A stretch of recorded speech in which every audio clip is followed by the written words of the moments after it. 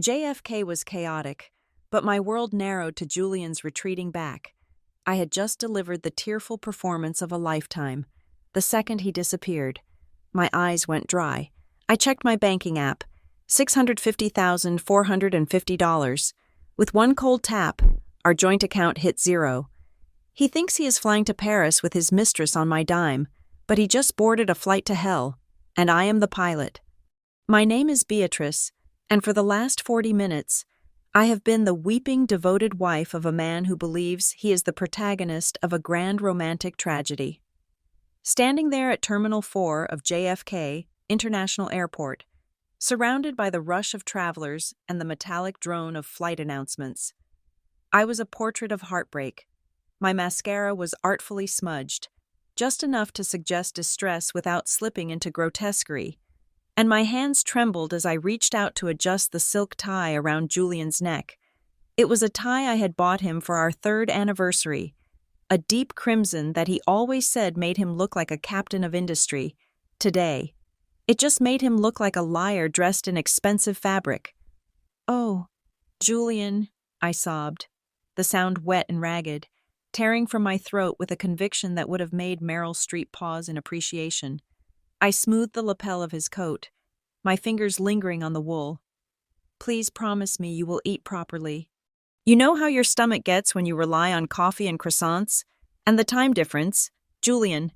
It is going to be brutal. Do not push yourself too hard the moment you land." Julian looked down at me, his handsome face arranged into a mask of pained reluctance. He was good. I had to give him that. He had the furrowed brow, the tight lips, the soft, pitying eyes of a man torn between duty and love, but I knew better. I had been studying this man for 5 years. I saw the way his left foot tapped rhythmically against the polished floor tiles, a telltale sign of his impatience. He did not want to comfort me. He wanted to check his watch. He wanted to be through security. He wanted to be free. "Beatrice, darling, please," he said, his voice dropping to that soothing baritone he used whenever he wanted to manipulate me into agreeing with something unreasonable. He cupped my face in his hands, his thumbs brushing away the moisture I had summoned on command.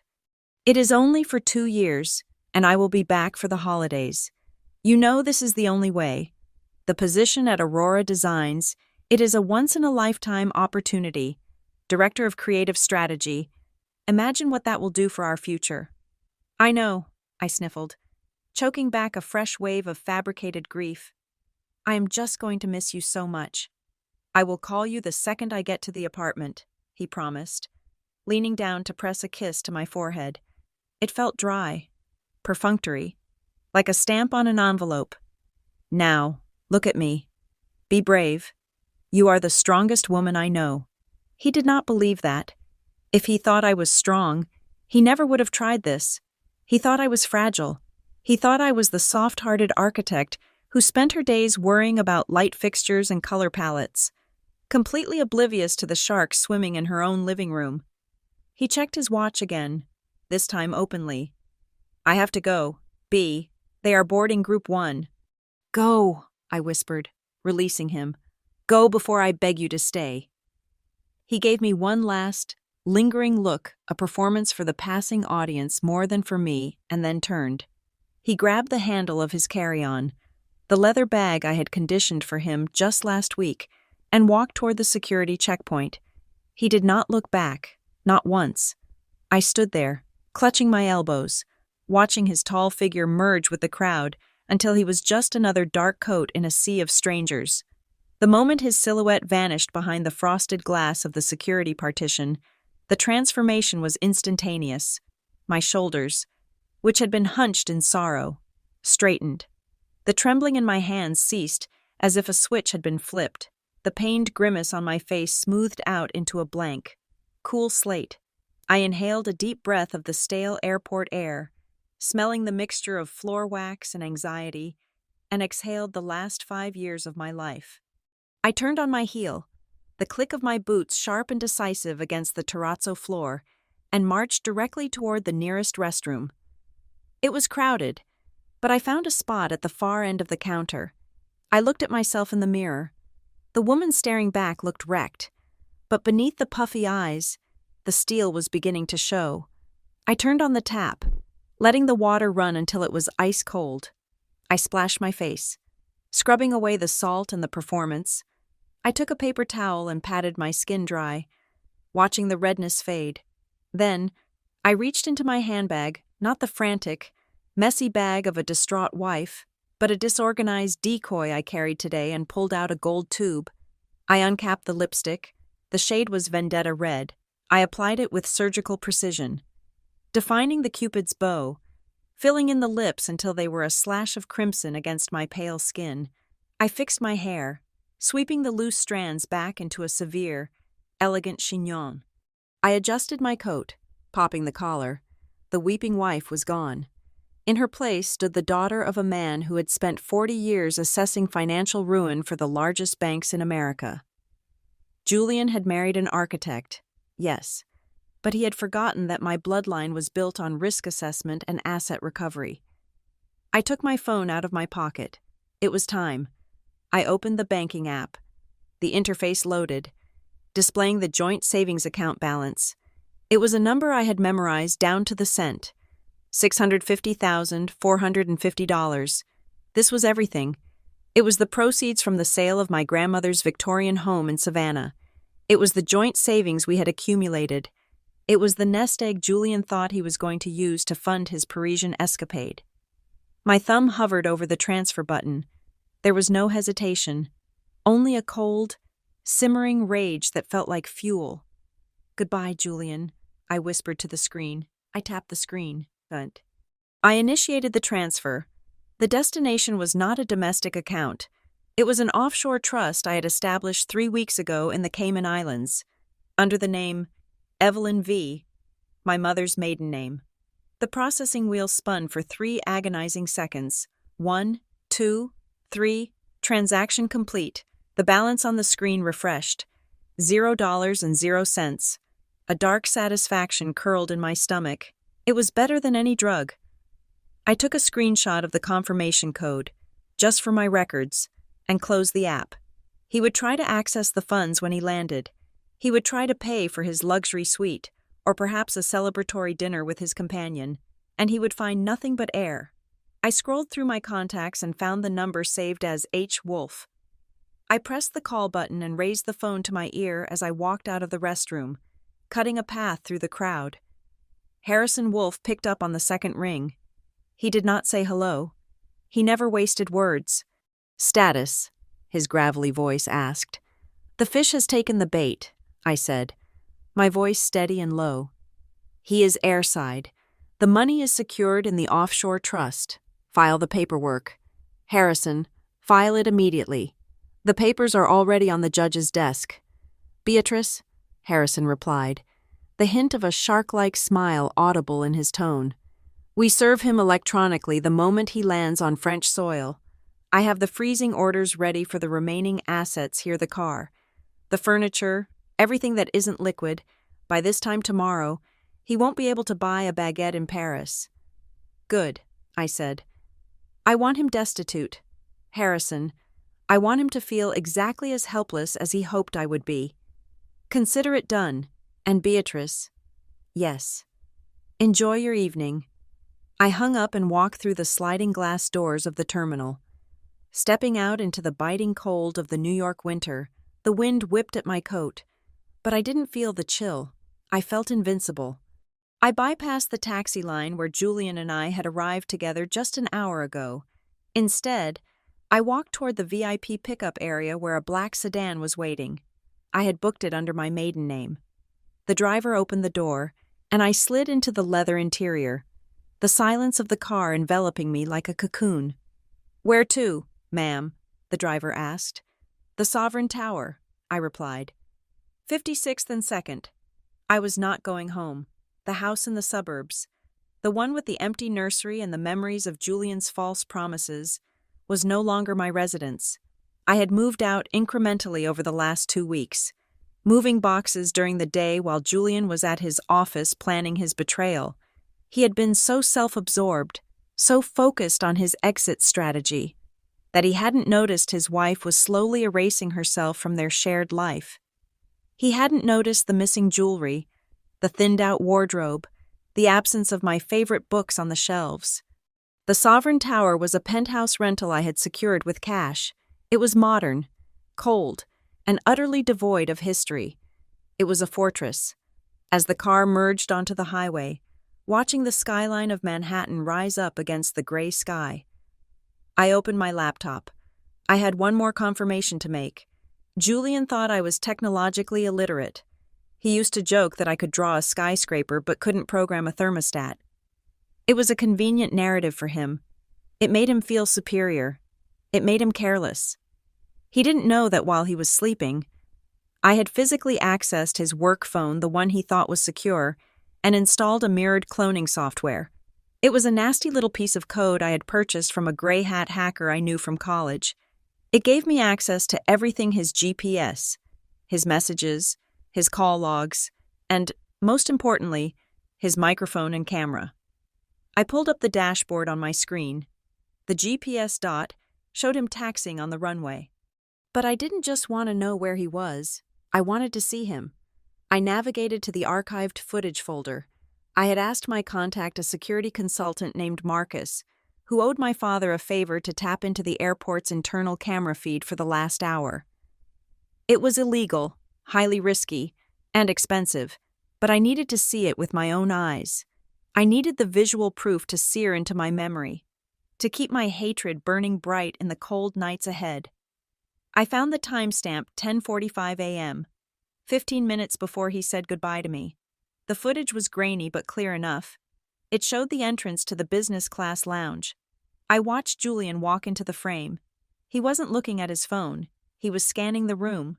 And then he smiled, a genuine, dazzling smile I hadn't seen directed at me in years.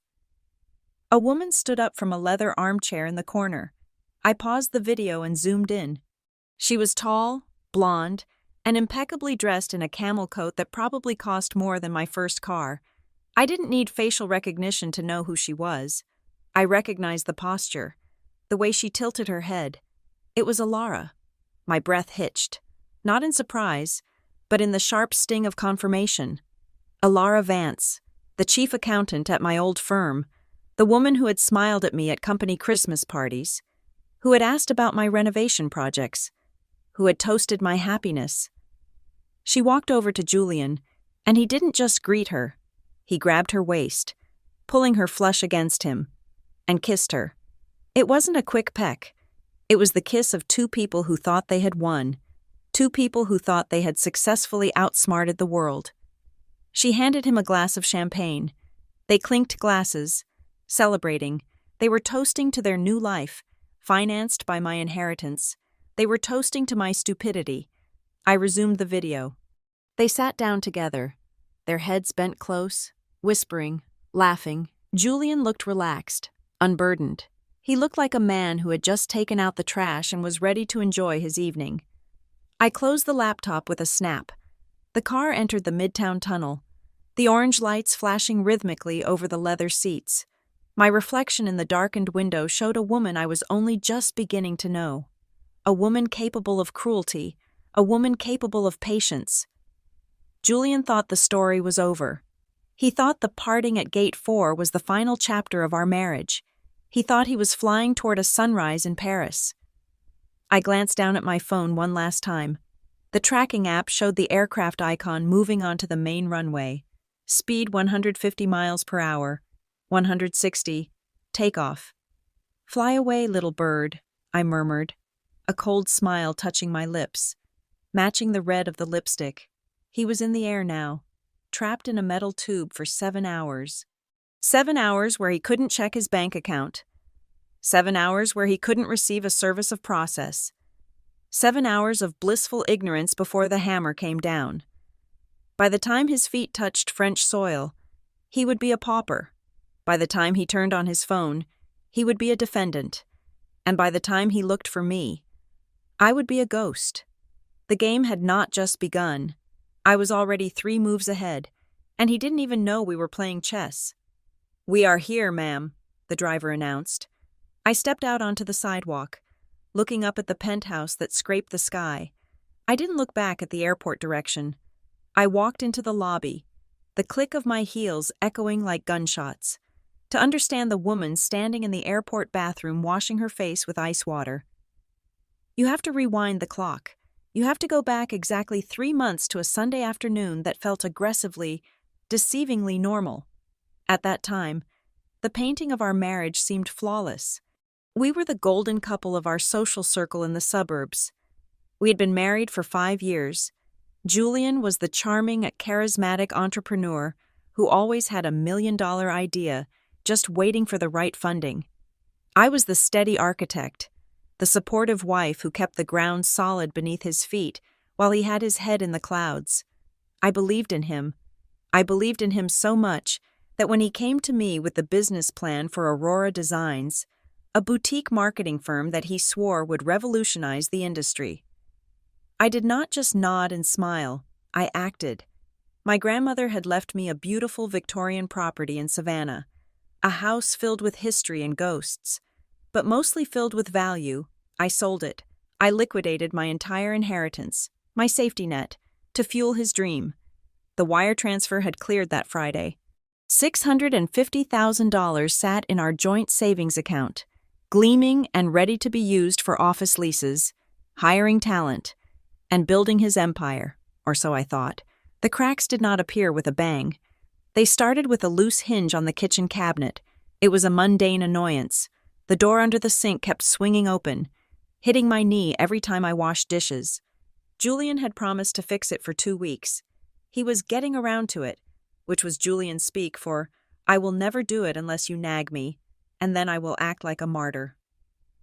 On that Sunday, he was out playing golf with potential investors, or so he claimed. I decided to fix the hinge myself. I went out to the garage. It was Julian's domain.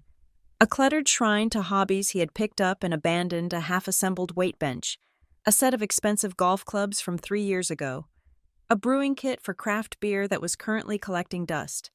I walked over to the massive red tool chest in the corner. He rarely used it, but he insisted we needed the professional grade set. I pulled open the top drawer, looking for a Phillips head screwdriver. It was a mess of wrenches and loose nails. I rummaged through the metal jumble, the smell of grease and stale sawdust filling the air. My fingers brushed against the bottom of the drawer, and I felt something that did not belong. It was not cold steel. It was plastic, wrapped in something soft. I frowned and lifted the velvet bag, the kind that Crown Royal whiskey comes in from, beneath a pile of hex keys. Inside was a smartphone. It was not his sleek, latest model iPhone. This was a cheaper model. A burner, black and nondescript. My heart performed a strange, stuttering rhythm against my ribs. There is an instinct every wife has, buried deep beneath the trust and the vows. It is a survival instinct. It whispered that I should put the phone back, walk away, and pretend I never found it. If I opened it, the life I knew would end. I pressed the power button. The screen lit up with a generic background. It was passcode locked. I stood there in the cold garage, holding the device that felt heavy with secrets. I tried his birthday. Incorrect. I tried our anniversary. Incorrect. I tried the last 4 digits of his social security number. Incorrect. Then I paused. Julian was a creature of ego. He was not sentimental about us, but he was sentimental about his own perceived destiny. He had a favorite number, a number he used for his jersey when he played college lacrosse, a number he always bet on at roulette. 23. I typed in 2, 3, 2, 3. The phone unlocked. The interface was sparse. No social media apps, no games. Just a messaging app and a folder for photos. My thumb hovered over the green message icon. I told myself it could be anything. Maybe he was planning a surprise party for me. Maybe he was embarrassed about calling his parents. I tapped the icon. The most recent thread was at the top. Pinned, the contact name was simply E. I opened it, and my world disintegrated. The first few messages were what you would expect from a cliché affair. They were explicit, crude, and detailed. They spoke of hotel rooms in the city, of stolen hours while I was at work, of things he did with her that he never did with me. That hurt, certainly. It felt like a physical blow to the stomach. But as I scrolled up, reading months of history, the pain shifted into something sharper, colder, and infinitely more terrifying. E was not a random stranger. I recognized the syntax, the specific way the person used financial jargon mixed with flirtation, and then, a photo sent 3 weeks ago confirmed it. A selfie of a woman blowing a kiss to the camera, wearing a familiar silk scarf. Elara Vance. The room spun. Elara had been the chief accountant at the architectural firm where I worked for 7 years. We had eaten lunch together. She had come to my wedding. She was the one who helped me navigate the tax implications of selling my grandmother's house. She knew exactly how much money I had, down to the penny. She knew my social security number. She knew my mother's maiden name. I sat down on the concrete floor, ignoring the cold seeping through my jeans. I needed to understand. This was not just sex. This was strategy. I kept reading. The messages from 2 months ago shifted tone. They stopped talking about bodies and started talking about logistics. Julian. She sold the house. The wire hits on Friday. $650K. Elara. Perfect. Have you set up the transfer limits? We need to move it fast before she notices the alerts. Julian. She won't notice. Beatrice trusts me blindly. She thinks I am the next Elon Musk. The money is for Aurora Designs. God, she is so pathetic sometimes. It is too easy. I stopped breathing. Pathetic. He called me pathetic for believing in him. I scrolled further back. I needed to find the why. Why were they doing this? Why not just divorce me? I found the answer in a series of screenshots Julian had sent to Elara.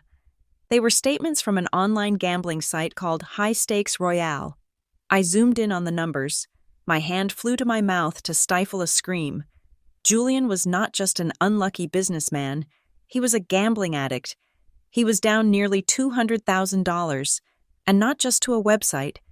There were threatening texts from a number labeled The Shark. The Shark. You have until the 1st of the month, Julian, or we break your legs. Then we will go for your wife. Julian to Elara. I can't pay them. Elara, I am drowning. If I tell Beatrice, she will leave me and lock the accounts. I need a way out. Elara to Julian. We stick to the Paris plan. You take the job at the shell company I set up. You go there for 2 years. We take the inheritance money. You pay off the shark, and we live in the rest of Europe. By the time she realizes the money is gone, we will be untouchable. It was a heist. My marriage was not a partnership. It was a long con. They were going to steal my inheritance to clean up his mess and fund their romance. But the knife went deeper. I found a PDF document in the chat history titled Loan_applications_signed. I opened it. It was a series of applications for high-interest business loans and tax deferments. They were for amounts totaling another $100,000. And at the bottom of every single page was my signature. It was a forgery, but it was a good one. Julian had practiced. He had taken out loans in my name, using my credit score, which was pristine, to secure cash that he had likely already gambled away. Elara to Julian. Make sure the tax liability is under her Social Security. When you leave, the IRS will come for her, not you. It will keep her too busy fighting a fraud case to chase us in France. I put the phone down on the concrete. I felt bile rising in my throat. I crawled over to the trash can in the corner of the garage and dry heaved until my ribs ached. He was not just leaving me. He was destroying me. He was framing me. He wanted to leave me bankrupt, facing prison time for tax fraud, and broken, while he drank wine in Paris with the woman I used to call a friend. I sat there for an hour, staring at the dust motes dancing in the shaft of light coming through the garage window. The weeping, heartbroken Beatrice died on that garage floor. She was too soft for this world. She was the woman he called pathetic. Slowly, the nausea subsided. In its place, a cold, hard clarity settled over me like a suit of armor. I was the daughter of a risk assessment expert. My father made a living calculating disaster scenarios and mitigating losses. I had spent my life trying to be an artist, trying to escape that cynical world, but clearly, it was in my blood. I picked up the burner phone. I did not smash it. I did not run into the house and scream at him when he walked through the door. If I confronted him now, he would deny it. He would hide the money. He would claim the signature was mine. He would disappear before I could get my assets back. No, he needed to believe the lie. He needed to believe I was the stupid, devoted sheep he mocked in his texts. I took out my own phone and took photos of every single message, every document, every gambling receipt. I recorded a video of myself scrolling through the chat to prove the timestamp and the sender. Then, carefully, I wiped the screen of the burner phone with the hem of my shirt to remove my fingerprints. I placed it back in the velvet bag. I put the bag back under the hex keys. I closed the drawer. I stood up and dusted off my jeans. I walked back into the house and went to the bathroom mirror. I looked pale, ghostly. I pinched my cheeks to bring back the color. I practiced my smile. It looked brittle, but it would have to do. 20 minutes later, the front door opened. "Honey, I am home," Julian's voice boomed through the hallway. "You will not believe the game I had. I think I finally convinced Peterson to invest." He walked into the kitchen, smelling of fresh air and expensive cologne. He looked at me, his eyes bright with the thrill of his secret life. He leaned in to kiss me. I did not flinch. I let him kiss me. I let the man who was planning to ruin my life press his lips against mine. "That is wonderful, darling," I said, my voice steady, betraying nothing of the inferno burning inside me. "I am so proud of you." He smiled, that winning, boyish smile that had fooled me for 5 years. He had no idea that he was looking at his executioner. He thought he was the predator in this house. He did not realize that by leaving that phone where I could find it, he had just handed the weapon to his prey. "What is for dinner?" he asked, rubbing his hands together. "Steak," I said. "Rare, just the way you like it." I turned back to the counter and picked up the butcher knife. The blade glinted under the kitchen lights. I began to chop the vegetables, the rhythm steady and forceful. Chop, chop, chop. I would play the part. I would be a loving wife. I would sign his papers. I would pack his bags. I would drive him to the airport and cry tears of sorrow. I would let him think he had won. Right up until the moment the trap snapped shut. He wanted to play games with my life. Fine, but he forgot one thing. I was the one holding the knife. The week following my discovery in the garage was not a tragedy. It was a cold, calculated production. I had spent 5 years being a wife, but for these final days, I became an actress. The role required me to be fragile, overwhelmed, and utterly dependent everything Julian needed me to be, so that he would not look too closely at the blade I was sharpening behind my back. I started by hiring Dominic. He was not the trenchcoat-wearing cliché from noir films. He was a forensic accountant with a private investigator's license and a terrifyingly blank stare. We met in a booth at a diner 3 towns over. I slid an envelope across the table containing the printouts of Julian's gambling debts and the forged loan applications. "I do not just want proof of the affair. Dominic," I told him, my voice devoid of the tremor I used at home. "I know who she is. I know where they meet. What I need is the paper trail. I need you to document every dollar he has moved, every lie he has told the IRS, and every fraudulent signature. And I need you to stay invisible. If he senses he is being watched, he will bolt before I can close the trap." Dominic looked at the documents, then at me. "He is looking at 10 years for the fraud alone. Mrs. Vance, if you take this to the feds, they will seize everything." "Not everything," I corrected him. "Not the money that belongs to me. That is why we wait. I will trigger the collapse. You just document the debris." Once the surveillance was in place, I initiated the next phase of my plan, the reverse gaslight. Julian was greedy, and greed makes a man stupid. I needed him to believe that consolidating our assets was his idea, or at least, that it was necessary for his protection. I waited until Tuesday evening.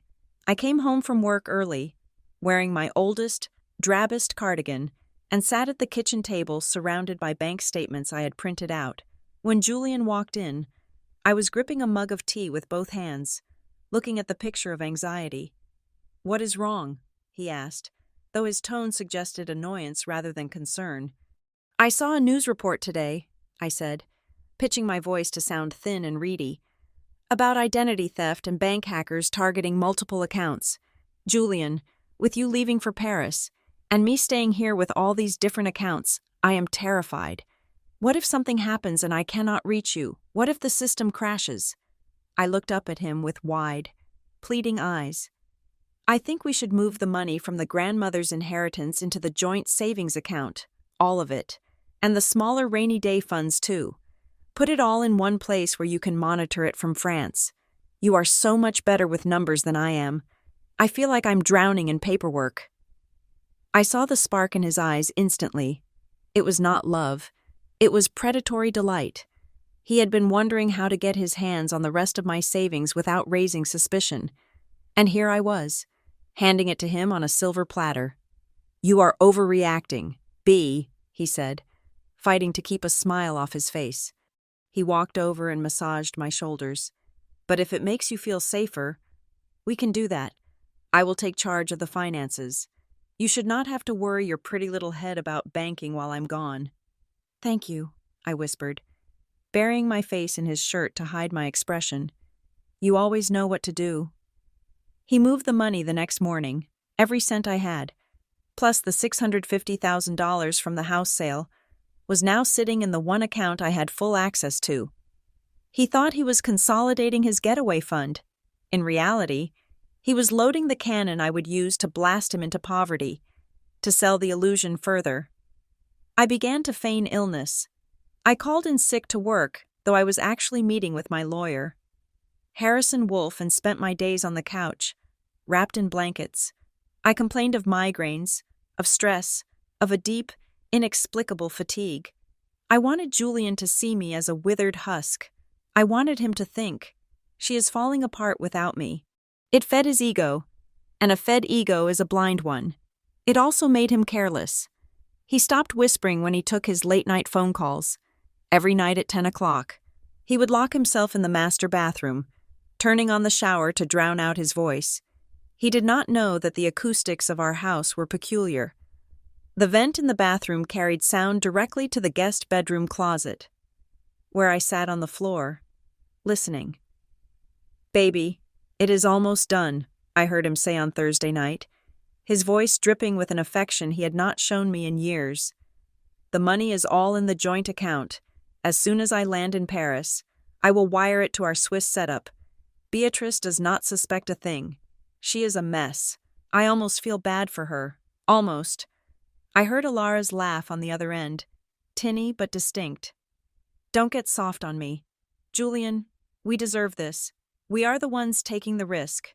By the way, I found the listing for the villa in Provence. It is perfect. 6 bedrooms, a vineyard. We can put the down payment down next week." "A vineyard," Julian mused.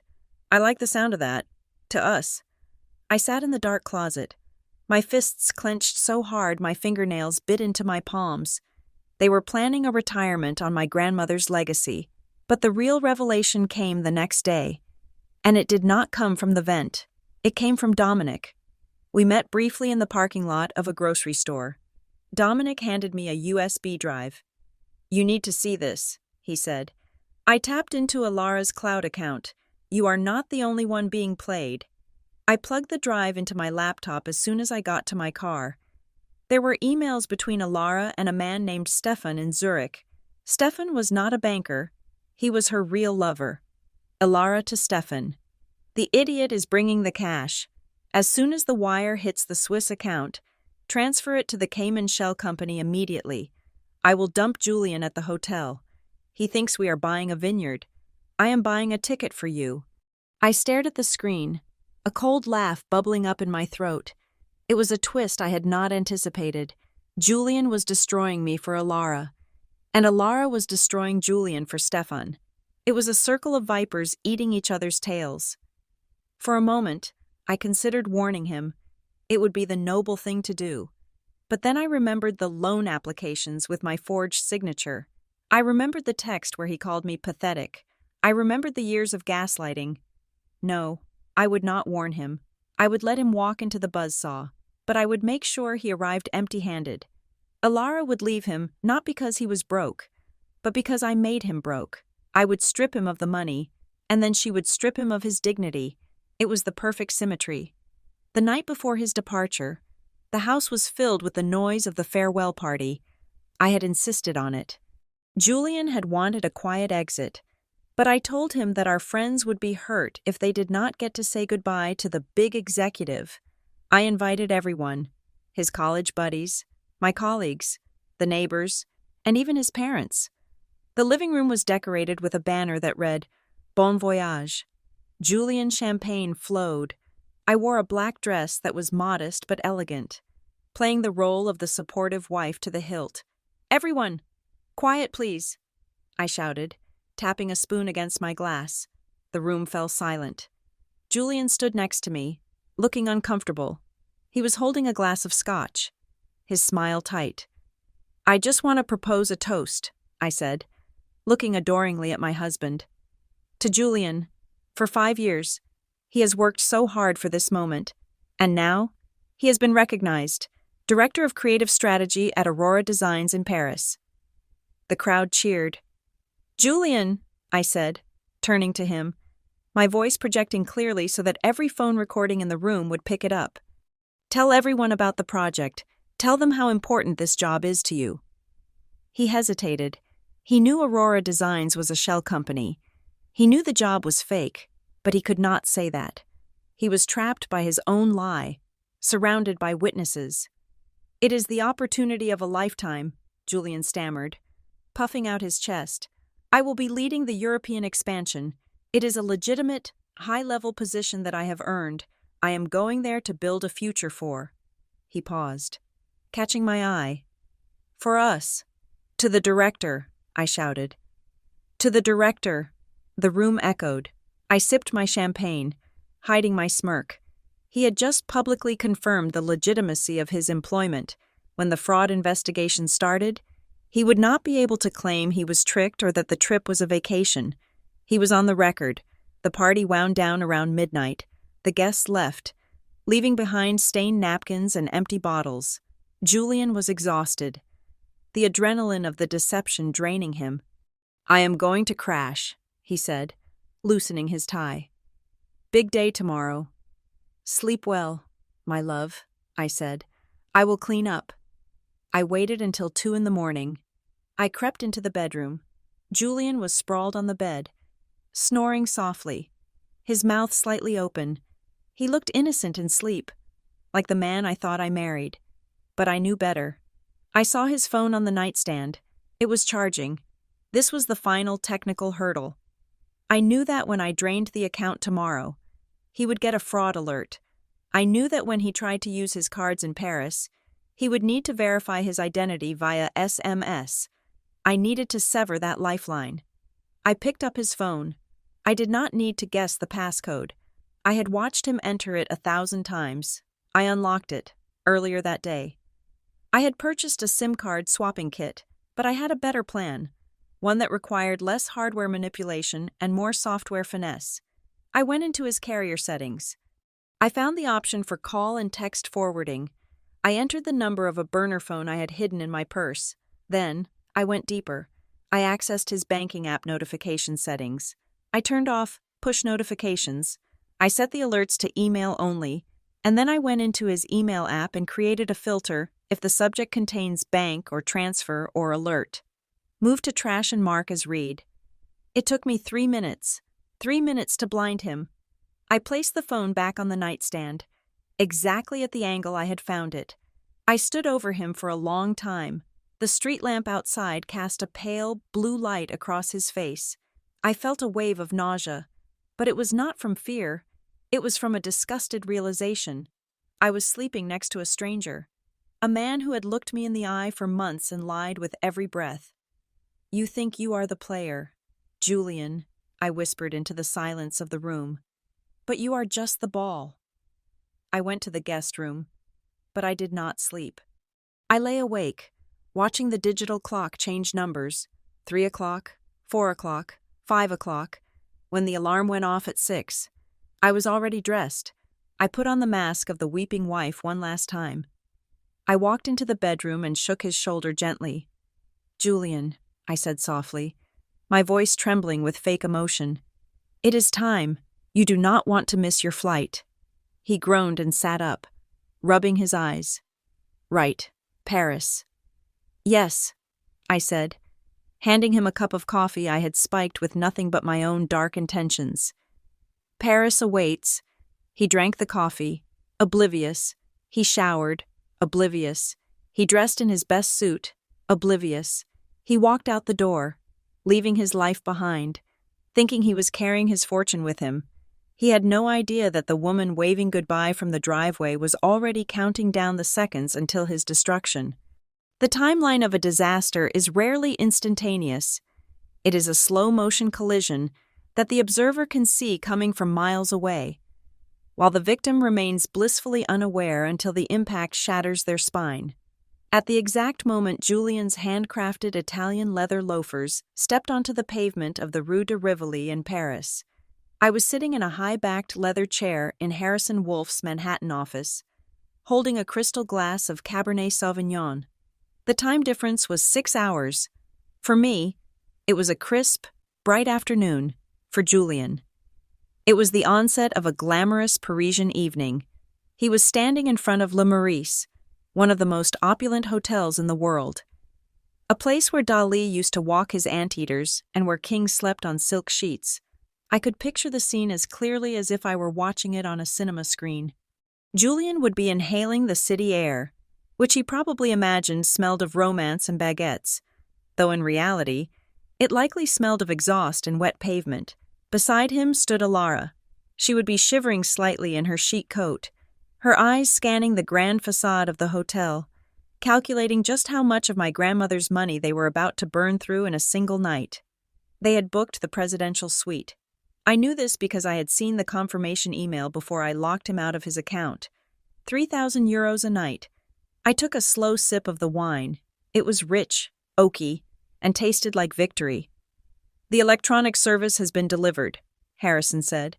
Breaking the silence of the office, he tapped a key on his laptop, the sound sharp and final. "We sent it to his email, his work address, and via a private process server who just handed a physical envelope to the concierge at Le Meurice.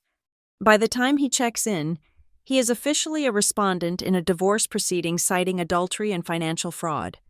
"And the assets?" I asked, swirling the red liquid in my glass. "Frozen," Harrison replied with a wolfish grin that lived up to his surname. "We successfully argued that there was a high risk of dissipation. The judge signed the order an hour ago. The house, the car, the joint investment portfolio, and the pending escrow on that little beach condo he tried to buy behind your back, it is all locked down. He cannot sell a teaspoon without a court order." "Excellent," I murmured. Across the ocean, the first domino was about to fall. Julian marched into the lobby of Le Meurice like he owned the building. He approached the reception desk, flashing that dazzling, confident smile that had once charmed me into selling my soul. He slapped his platinum credit card onto the marble counter, the card linked directly to our joint account. "Reservation for Vance," he would have said, his voice booming with the arrogance of a man who believes he has pulled off the heist of the century. The presidential suite, the receptionist, impeccable in her uniform and training, would have typed his name into the system. She would have smiled politely, taken the card, and inserted it into the chip reader. This was the moment.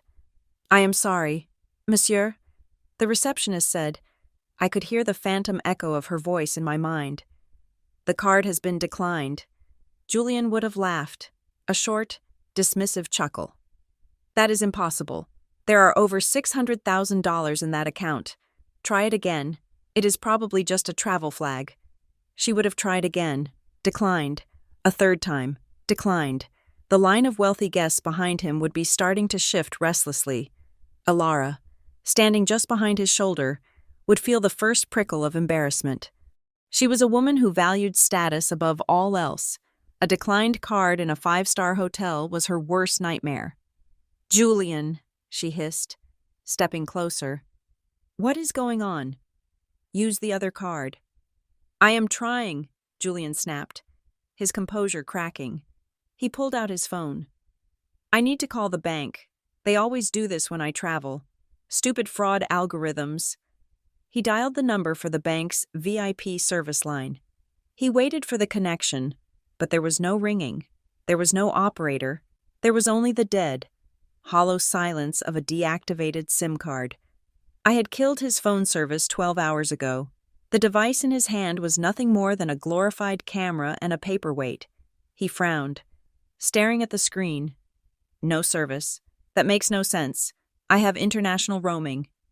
"Use my phone," Alara said, shoving her device into his hand. Her voice was no longer honeyed. It was sharp, edged with the accountant's demand for accuracy. "Log into the app. Check the balance. Now." Julian's fingers would be trembling now, just a little. He opened the banking app on Alara's phone. He typed in his username. He typed in his password. The loading wheel spun. 1 second, 2 seconds. The dashboard appeared. I imagined the color draining from his face. It would start at his chin and wash upward until he was the color of old parchment. The numbers on the screen were not 650,000. They were not even 600. Available balance $0.00. Overdraft status active. That is a glitch," Julian stammered, his voice rising an octave. He looked at Alara, his eyes wide with a terror he could not conceal. "The system is down. It has to be. The money was there yesterday. I moved it myself." Alara snatched the phone from his hand. She looked at the screen. She refreshed it. 0. She refreshed it again. 0. At that precise moment, while panic was beginning to claw at their throats, my email arrived. I had scheduled it to send exactly 10 minutes after their estimated arrival time. Julian's phone was dead, but he was logged into his email on Alara's phone. A notification popped up at the top of the screen. Sender Beatrice. Subject, a standing ovation. Julian tapped the notification with a shaking finger. The email opened. It was short. I had spent hours drafting it, but in the end, I decided brevity was the sharpest blade. "Congratulations, Julian. You have finally landed the lead role you always wanted. Welcome to the real-world drama. I hope you enjoy Paris. The city is beautiful when you are not looking at it through the bars of a cell. Goodbye." Attached to the email was a single image, a high-resolution screenshot of the wire transfer confirmation I had executed in the airport bathroom. It showed the full amount, $650,450, leaving the joint account and landing safely in the Evelyn V. Trust, an entity he had no legal access to. Alara saw the image. She was an accountant. She understood wire transfers. She understood irrevocable trusts. And most importantly, she understood that the money was gone. "Where is it?" Alara screamed. Her facade of the sophisticated mistress shattered completely. She was screaming in the middle of the lobby of Le Maurice. "Where is the money?" "Julian, you said you secured it. You said she was stupid." I don't know," Julian gasped, backing away from her. "She must have hacked me. She must have known. But how? She is just an architect. She doesn't know how to do this." "She played you," Alara yelled, shoving him hard in the chest. "You idiot! She played you like a fiddle." The hotel security was moving in now. 2 large men in dark suits were approaching them, their expressions grim. The receptionist, who had been watching this meltdown with professional disdain, spoke up. "Monsieur Vance," she said, her voice icy. "I have also received a notification from the credit card issuer regarding the card you just attempted to use. It has been reported stolen." "Stolen?" Julian choked out. "No, it is my card. I am the account holder." The primary account holder, Mrs. Beatrice Vance, flagged it as misappropriated 40 minutes ago, the receptionist informed him, holding out her hand. "I am afraid I must confiscate the card. Monsieur, it is hotel policy." Julian stared at her hand. He had no choice. He handed over the platinum plastic, his link to the High Life, and watched as she took a pair of scissors from her drawer and cut it in half. Snip, the sound was final. "We have no room," Alara said, her voice trembling with rage. "We have no money. How are we supposed to pay for anything? How are we getting back?" Julian's eyes lit up with a desperate hope. "The return flight. We can just go back. We will go back to New York. I will confront her. I will fix this." He frantically opened the airline app on Alara's phone. He navigated to My Trips. Status canceled. Refund processed to original form of payment. I had canceled his return ticket the moment his flight to Paris had taken off, since I had paid for the tickets originally with my personal card years ago for miles. The refund went straight back to me. He was stranded. He was in a foreign country with no money, no hotel, no return ticket, and a mistress who looked like she wanted to murder him. "It is cancelled," Julian whispered. He looked like a man who had been punched in the gut. He sank onto one of the velvet ottomans in the lobby, burying his head in his hands. "She cancelled the flight. She took the money. She cut the cards. She knew everything." Alara stood over him. She looked down at the man she had conspired with, the man she had planned to run away with. She saw him for what he was: a loser, a broken, incompetent liability. "You are useless," she spat. The venom in her voice was so pure it was almost impressive. "I risked my career for you. I committed fraud for you, and you let your wife, your pathetic wife, strip you clean." "Alara, please," Julian begged, looking up at her with wet eyes. "We can figure this out. You have your savings, right? You brought cash. We can get a cheaper hotel. We can call a lawyer." Alara laughed. It was a harsh, barking sound. "My savings. You think I am going to spend a single cent of my money on a sinking ship like you? You are drowning, Julian, and I am not going down with you." She reached into her handbag and pulled out her own passport and a thick envelope of euros, her personal emergency fund that she had never intended to share. She zipped her bag shut. "Where are you going?" Julian cried out, reaching for her hand. She slapped his hand away. "To a hotel that you cannot afford. Do not follow me. Do not call me. If you come near me, I will tell the police exactly who forged those loan signatures. I will turn state's witness so fast your head will spin." With that, Alara Vance turned on her heel. The click of her heels on the marble floor echoed the way mine had in the airport, but hers was the sound of abandonment. She walked out of the revolving doors and into the Paris night, leaving Julian sitting alone on the ottoman, surrounded by his luggage, with $0 to his name, back in New York. I finished my glass of wine. I set the crystal down on the coaster with a satisfying click. "He is stranded," I told Harrison. "I can feel it." "Then phase 1 is complete," Harrison said, closing the file on his desk. "Now comes the hard part, the waiting." "I do not mind waiting," I said, standing up and smoothing down my skirt. "I have been waiting for 5 years to feel this light. Let him rot in Paris for a few weeks. Let him sleep on the streets. Let him realize that the only thing colder than a Chicago winter is a wife who has stopped caring." I walked to the window of the law firm, looking out at the city lights flickering on in the twilight. Somewhere over the Atlantic, the sun had set on Julian's life, and for the first time in a long time. I was looking forward to the sunrise.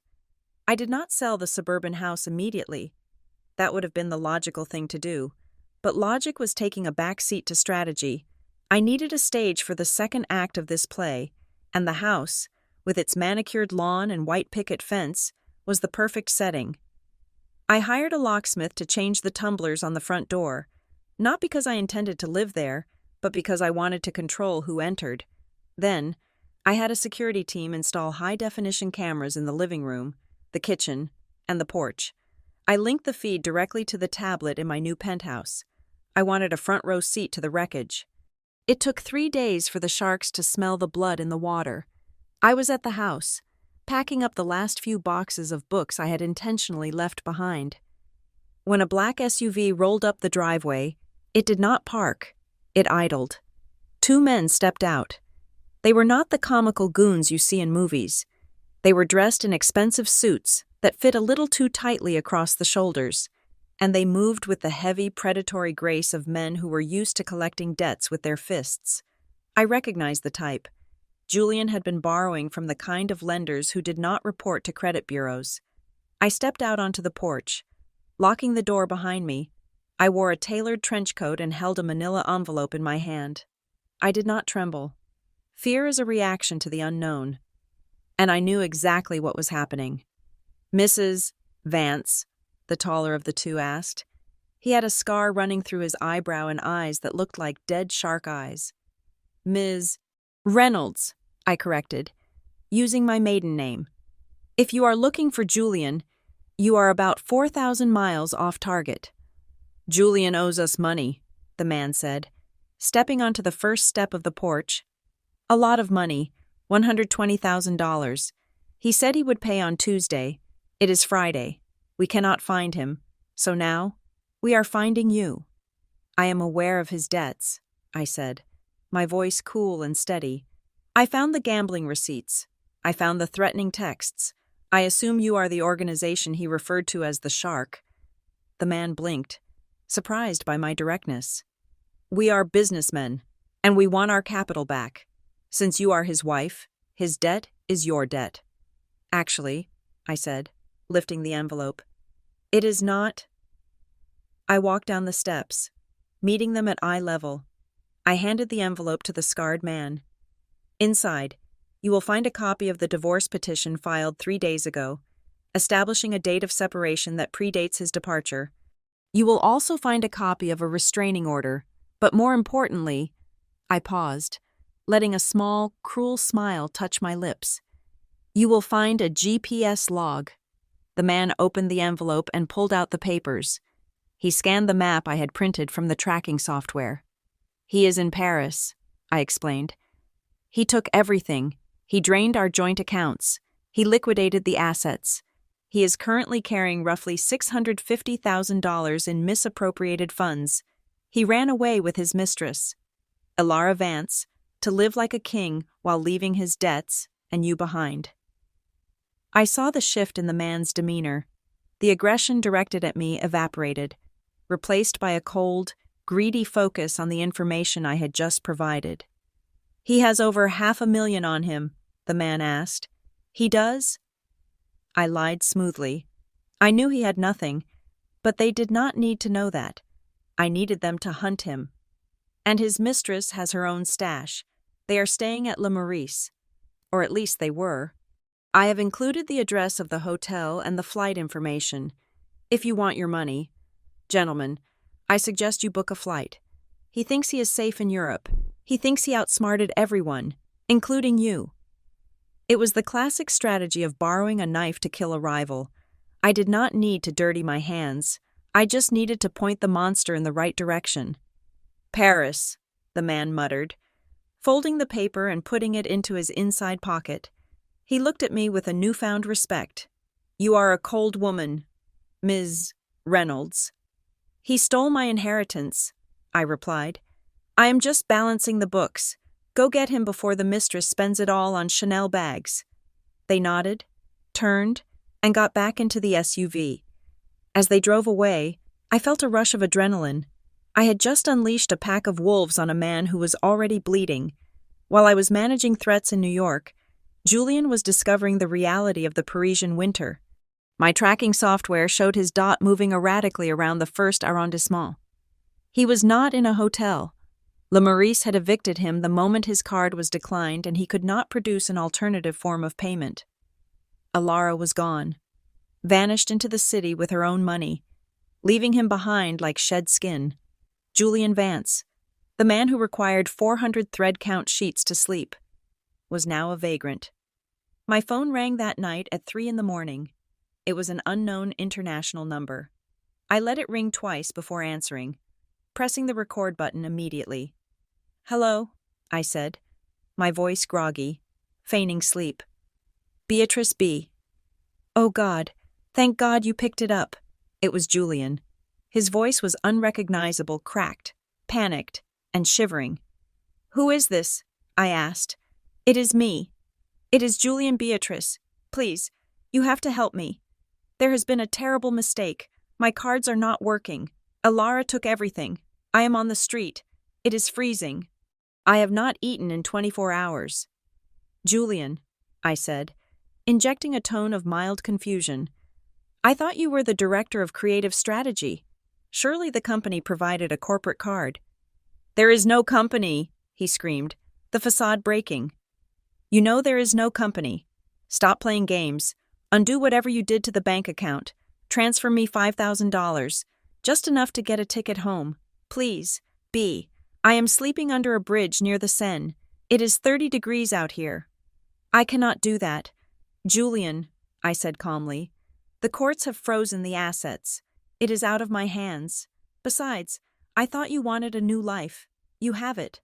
I will sue you, he snarled, pivoting instantly from begging to threatening. I will kill you. You stole my money. It was never your money, I reminded him. And I am recording this call. Every threat you make is just adding another month to your sentence when you eventually crawl back. B, please, he sobbed, the fight leaving him as quickly as it had come. I am cold. I am so cold. Goodbye, Julian. I hung up and blocked the number. I saved the recording to 3 different cloud drives. Then, I rolled over in my silk sheets, pulled the duvet up to my chin, and went back to sleep. I slept better than I had in 5 years. The next morning, I dressed for my new life. I had not just been plotting revenge. I had been plotting a resurrection. 2 weeks before Julian left, I had reached out to the CEO of Sterling & Company, the biggest rival to my old architecture firm. I showed him my portfolio, the real one, not the watered-down version I used to show Julian, so he would not feel threatened by my success. He hired me on the spot as a senior project director. I walked into the glass-walled office of Sterling & Company, wearing a slate gray suit that cost $2,000. I had used a portion of the reclaimed funds to invest in myself. New clothes, a new haircut, a new confidence. I was no longer the supportive wife standing in the shadows. I was the architect of my own destiny. My first week was a blur of high-level meetings and site visits. I commanded the room. I made decisions. I felt powerful. That Friday, I attended a charity gala at the Metropolitan Museum of Art. It was the kind of event Julian would have killed to attend, desperate to rub elbows with the elite. I was there by invitation of my new boss. I was standing by the Temple of Dender, sipping sparkling water, when a man approached me. He was tall, with dark hair graying at the temples and eyes that seemed to analyze everything they saw. You look like someone who is analyzing the structural integrity of the exhibit, rather than enjoying the party, he said. His voice was deep, amused. The sandstone is porous, I replied without looking at him. It requires constant humidity control. It is a miracle it is still standing. Resilience is often a miracle, he said. I turned to look at him. He extended a hand. Kaylin Thorne, Federal Prosecutor's Office. Beatrice Reynolds, I said. Taking his hand, his grip was firm, warm. Reynolds related to the Savannah Reynolds family. My father. I nodded. I worked a case with him once. Kaylin said. The sharpest mind I ever encountered. It seems the apple did not fall far from the tree. We talked for an hour. We did not talk about the weather or the appetizers. We talked about law, architecture, and the ethics of urban planning. It was an intellectual sparring match, and for the first time in years, I felt like I was speaking to an equal. There was a spark there, unmistakable and electric, but I did not lean into it. I was a woman in the middle of a war. I did not have time for a romance. But as he handed me his card at the end of the night, I did not throw it away. I tucked it into my clutch. It was a promise of something for later. For after the dust had settled, the dust, however, was about to turn into a storm for Julian. 2 days later, on a Tuesday afternoon, my assistant patched a call through to my office. Ms. Reynolds, I have a vice consul from the U.S. Embassy in Paris on line 1. He says it is urgent. I picked up the phone. This is Beatrice Reynolds. Ms. Reynolds, this is David Miller from the U.S. Consulate in France. I am contacting you regarding Mr. Julian Vance. He lists you as his wife and emergency contact. My ex-husband, I corrected. What has happened? Mr. Vance is currently in French custody, the consul said, his tone weary. He was arrested this afternoon at a bistro in the Latin Quarter. Apparently, he ordered a 3-course meal and several bottles of wine, and when the bill came, he attempted to run. The proprietor caught him. He is being charged with theft and fraud. He has no passport, he claims he lost it, and no money. I leaned back in my chair, swiveling to look out at the Manhattan skyline. I see. He is in a holding cell. Ms. Reynolds. He is requesting legal assistance and bail. The bail is set at 500 euros. He is begging us to call you to pay it. 500 euros. It was a pathetic sum. It was less than what he used to spend on a pair of shoes. And he did not even have that. Mr. Miller, I said, my voice devoid of sympathy. Mr. Vance left the country with the intention of abandoning his family and evading significant financial debts here in the United States. I have a restraining order against him. I will not be paying his bail. I will not be providing him with legal counsel. If you do not post bail, he will be transferred to a remand center until his deportation hearing, the consul warned. Conditions there are not ideal. He is an adult. Mr. Miller, I said. He made his choices. If he ate the meal, he paid the price. That is how the world works. I understand, the consul said, though he sounded shocked by my coldness. I will inform him. Do that, I said. And please, remove me from his contact list. I accept no responsibility for his criminal behavior.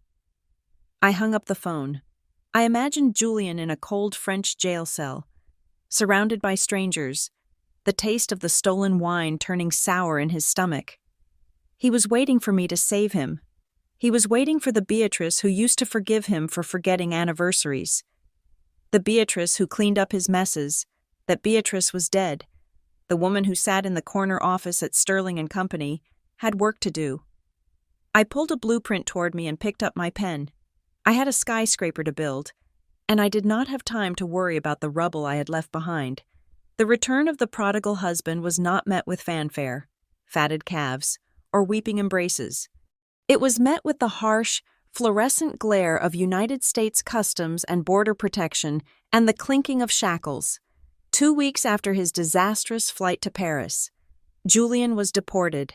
I did not go to the airport to see him, but I did not have to. The image was vivid enough in my mind. He would have been escorted off the plane by federal marshals, looking less like the suave director of creative strategy and more like a fugitive whose luck had finally run dry when he was released from initial processing. Having been stripped of his dignity but not yet charged with the crimes waiting for him, he was a ghost of the man who had left. I later saw footage of him from a street camera near our old neighborhood. He had lost 20 pounds. His tailored suit, once his armor, was stained and wrinkled, hanging off his frame like a shroud. His eyes were sunken, rimmed with dark circles that spoke of sleepless nights on cold concrete floors. He had not shaved in weeks, and the scruff on his face was patchy and gray. He had nowhere to go. Logic dictated he should have gone to his parents' house in upstate New York. They were kind, retirement-age folks who doted on him, but he did not go north. He could not go north. While Dominic was digging through Julian's financial grave, he had found something that made my blood run cold. 6 months ago, Julian had convinced his parents to transfer their entire retirement savings, roughly $400,000, into a high-yield secure fund he claimed to manage. It was a lie. He had funneled that money directly into his gambling debts before he even touched my inheritance. If he showed his face at their doorstep, he would not just be facing disappointment. He would be facing 2 heartbroken people who were now destitute because of his greed. He was too cowardly to look them in the eye. So, like a wounded animal returning to its den, he came back to the only other place he knew. I was sitting in my penthouse office, a cup of espresso cooling on the desk, watching the live feed from the security cameras I had installed in the suburban house. It was raining a cold, Miserable drizzle that slicked the streets of the subdivision. A figure appeared on the screen. He was walking with a limp. He stopped at the edge of the driveway. Looking up at the house, it was dark. I had canceled the electricity service 2 days ago, leaving the interior pitch black, but the street lamp illuminated his face. It was Julian. He looked at the windows, perhaps hoping to see a light, a sign that I was there, waiting to forgive him. He looked pathetic, a part of me. The old Beatrice might have felt a twinge of pity, but the new Beatrice, the one who had seen the text messages calling her pathetic, felt only a deep, churning revulsion. It was just a hollow shell of drywall and timber. He ran into the living room, shouting my name. "Beatrice? Beatrice? Are you here? Stop hiding." His voice cracked. He sounded unhinged. He reached the center of the living room floor. There was only one object in the entire house. I had left it there on purpose, placed precisely in the middle of the floor where the coffee table used to be. A single manila envelope. Julian fell to his knees and ripped it open. He pulled out the documents. Even in the grainy night vision of the camera, I could see his shoulders shake as he realized what they were: the divorce papers, the restraining order, and a printout of his Paris plan chat log with Alara. He screamed. It was a primal, guttural sound of a man realizing there is no safety net. He threw the papers into the air, scattering them like confetti. "You witch!" he howled at the empty walls. "You ruined everything." Then, the front door burst open. He had not been careful enough. Or perhaps the hunters were just that good. 3 men stormed into the living room. It was the same crew that had visited me, led by the man with the shark eyes. They did not knock. They did not ask permission. They had seen the broken window, or maybe they had been parked down the street watching for him to return. Julian scrambled backward, crab-walking across the hardwood floor until his back hit the wall. "No, no, wait, I do not have it." The shark grabbed Julian by the lapels of his ruined suit and slammed him against the drywall. The thud shook the camera. "You have kept us waiting, Julian," the man growled. $120,000, plus interest. The clock ran out 2 weeks ago." "I do not have it," Julian shrieked, tears streaming down his face mixed with the grime. "She has it, my wife. She stole it all. She hacked my accounts. She has $650,000. Go ask her." I leaned forward in my chair, watching the screen intently. This was the moment. Would they believe him? The shark paused, looking down at the sniveling wreck of a man. "We visited your wife. She showed us the records. You drained the accounts before you left. You went to Paris with the cash." "It is a lie," Julian screamed, desperate to deflect the pain that was coming. "She faked it. Beatrice is a genius. She is not who you think she is. She set me up. She is the one with the money. I am broke. Look at me. Does it look like I have money?" The goon hesitated. Julian did look destitute, and criminals, even violent ones, understand that you cannot squeeze blood from a stone. If Julian really didn't have the money, beating him to death wouldn't get them paid. But if the wife had it, check his pockets. The shark ordered his men. They patted him down roughly. They found nothing but the cheap phone and the envelope of divorce papers. "He is clean," one of the men said. The shark looked at Julian, then at the camera in the corner of the ceiling. He seemed to realize they were being watched. He locked eyes with the lens, and for a second, I felt a chill. "If you are lying, Julian," the man whispered, leaning close to Julian's ear, "we will cut off your fingers one by one. But if your wife has our money, we will go ask her again." They dropped him. Julian slumped to the floor, weeping. The men turned and marched out of the house. I sat back, my pulse racing. Twist number 4. Julian had managed to sow a seed of doubt. He had thrown me under the bus to save his own skin, terrified and desperate. Now, the wolves were turning their heads back toward me. I did not panic. I prepared. The next evening, I left the Sterling and Company, building late. The city was dark, the streets slick with rain. I walked toward the parking garage. my heels clicking on the pavement. I sensed them before I saw them. A black SUV pulled up to the curb, blocking my path. The window rolled down. The shark looked out. "Ms. Reynolds?" he said. The politeness was gone. His voice was hard, dangerous. "We need to talk. Your husband tells a very different story."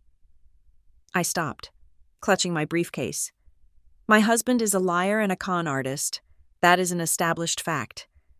"He says you have the money," the man said, opening the door and stepping out. 2 other men stepped out from the shadows behind me. I was boxed in. "And looking at you, fancy suit. Fancy job." It looks like he might be right. We do not care about your marital spat. We care about our $120,000. Is there a problem here? The voice came from behind the men, deep, authoritative, and calm. I looked up to see Kalen Thorne walking toward us. He was wearing a long wool coat, his hands in his pockets, looking utterly unbreathed by the presence of 3 organized crime enforcers. He had been working late on a case in the same district, and fate, it seemed, had a sense of timing. The shark looked at Kalen. "Walk away, pal. This is private business." "Actually," Kalen said, stepping next to me, "harassing a citizen on a public street is public business, and since I am a federal prosecutor, I tend to make it my business." The color drained slightly from the shark's face. He knew who Kalen was. Everyone in the underground knew the prosecutors who did not take bribes. "Kalen," I said, my voice steady. I placed a hand on his arm, not for protection, but to signal him to hold back. "It is fine. I can handle this." He looked down at me, his eyes assessing the situation. He saw the calculation in my face. He stepped back a half-inch, giving me the floor but remaining a looming threat to the men. "I will be right here." I turned back to the shark. I reached into my briefcase. The men flinched, perhaps expecting a weapon or a phone. Instead, I pulled out a single sheet of paper. It was a document I had forged just as that morning, anticipating this exact scenario. I had used a template from a notorious offshore cryptocurrency exchange, complete with watermarks and transaction codes. "Julian is lying to you," I said, holding the paper up. "But he is not lying about the cash being gone from the bank. He is lying about where it went." I handed the paper to the shark. "What is this?" he asked, squinting at the complex strings of alphanumeric characters. "That," I explained, lying with the confidence of a sociopath, "is a statement from CryptoVault, an unregulated exchange in Estonia. Look at the date, 2 days before he left for Paris. He converted the entire $650,000 into Bitcoin and transferred it to a cold wallet." I pointed to a line on the paper. "He does not have the cash on him. He has the private key. It is a 12-word password memorized in his head. He is telling you I have the money because he wants you to kill me or chase me while he accesses the wallet from a library computer and disappears again. He is hoarding it. He has enough to pay you 5 times over, but he is too greedy to give it up." The lie was perfect. It played into everything they knew about Julian, his greed, his gambling, his risk-taking nature, and cryptocurrency was the perfect black hole, untraceable, invisible, and accessible only by the person with the password. The shark stared at the paper. He looked at the transaction amount. Then he looked at me. "He has the keys," he asked. "He is the only one who has them," I said. "If you want your money, you do not need me, you need him, and you need to make him remember that password." A dark, terrifying understanding passed over the man's face. He realized that if what I said was true, Julian was sitting on a fortune while pleading poverty to a loan shark. That was the ultimate insult. "He is playing you," I added softly. "He thinks you are stupid." The shark crumbled the paper in his fist. "Nobody plays me." He signaled to his men. They retreated back into the SUV instantly. The engine roared to life. "Thank you for the information, Ms. Reynolds," the shark said. "We will go have a long conversation with Julian about memory retrieval." The SUV peeled away, tires screeching on the wet asphalt. heading back toward the suburbs, back toward the house where Julian was hiding. I let out a breath I did not realize I had been holding. "That was impressive," Kalen said quietly. He was watching the taillights disappear. "And entirely fabricated, I assume?" I turned to him. "Julian likes to gamble. I just gave him one last game to play." "You put a target on his back," Kalen noted. There was no judgment in his voice, only clinical observation. "He put it there himself when he signed my name to those loan applications," I replied. "I just painted the bullseye a little brighter." Kalen studied me for a moment, the streetlights reflecting in his dark eyes. He saw the danger in me, the ruthlessness that had been born from betrayal. Most men would have run. Kalen smiled. "Let me walk you to your car." "Beatrice," he said, "it seems dangerous to be out alone tonight."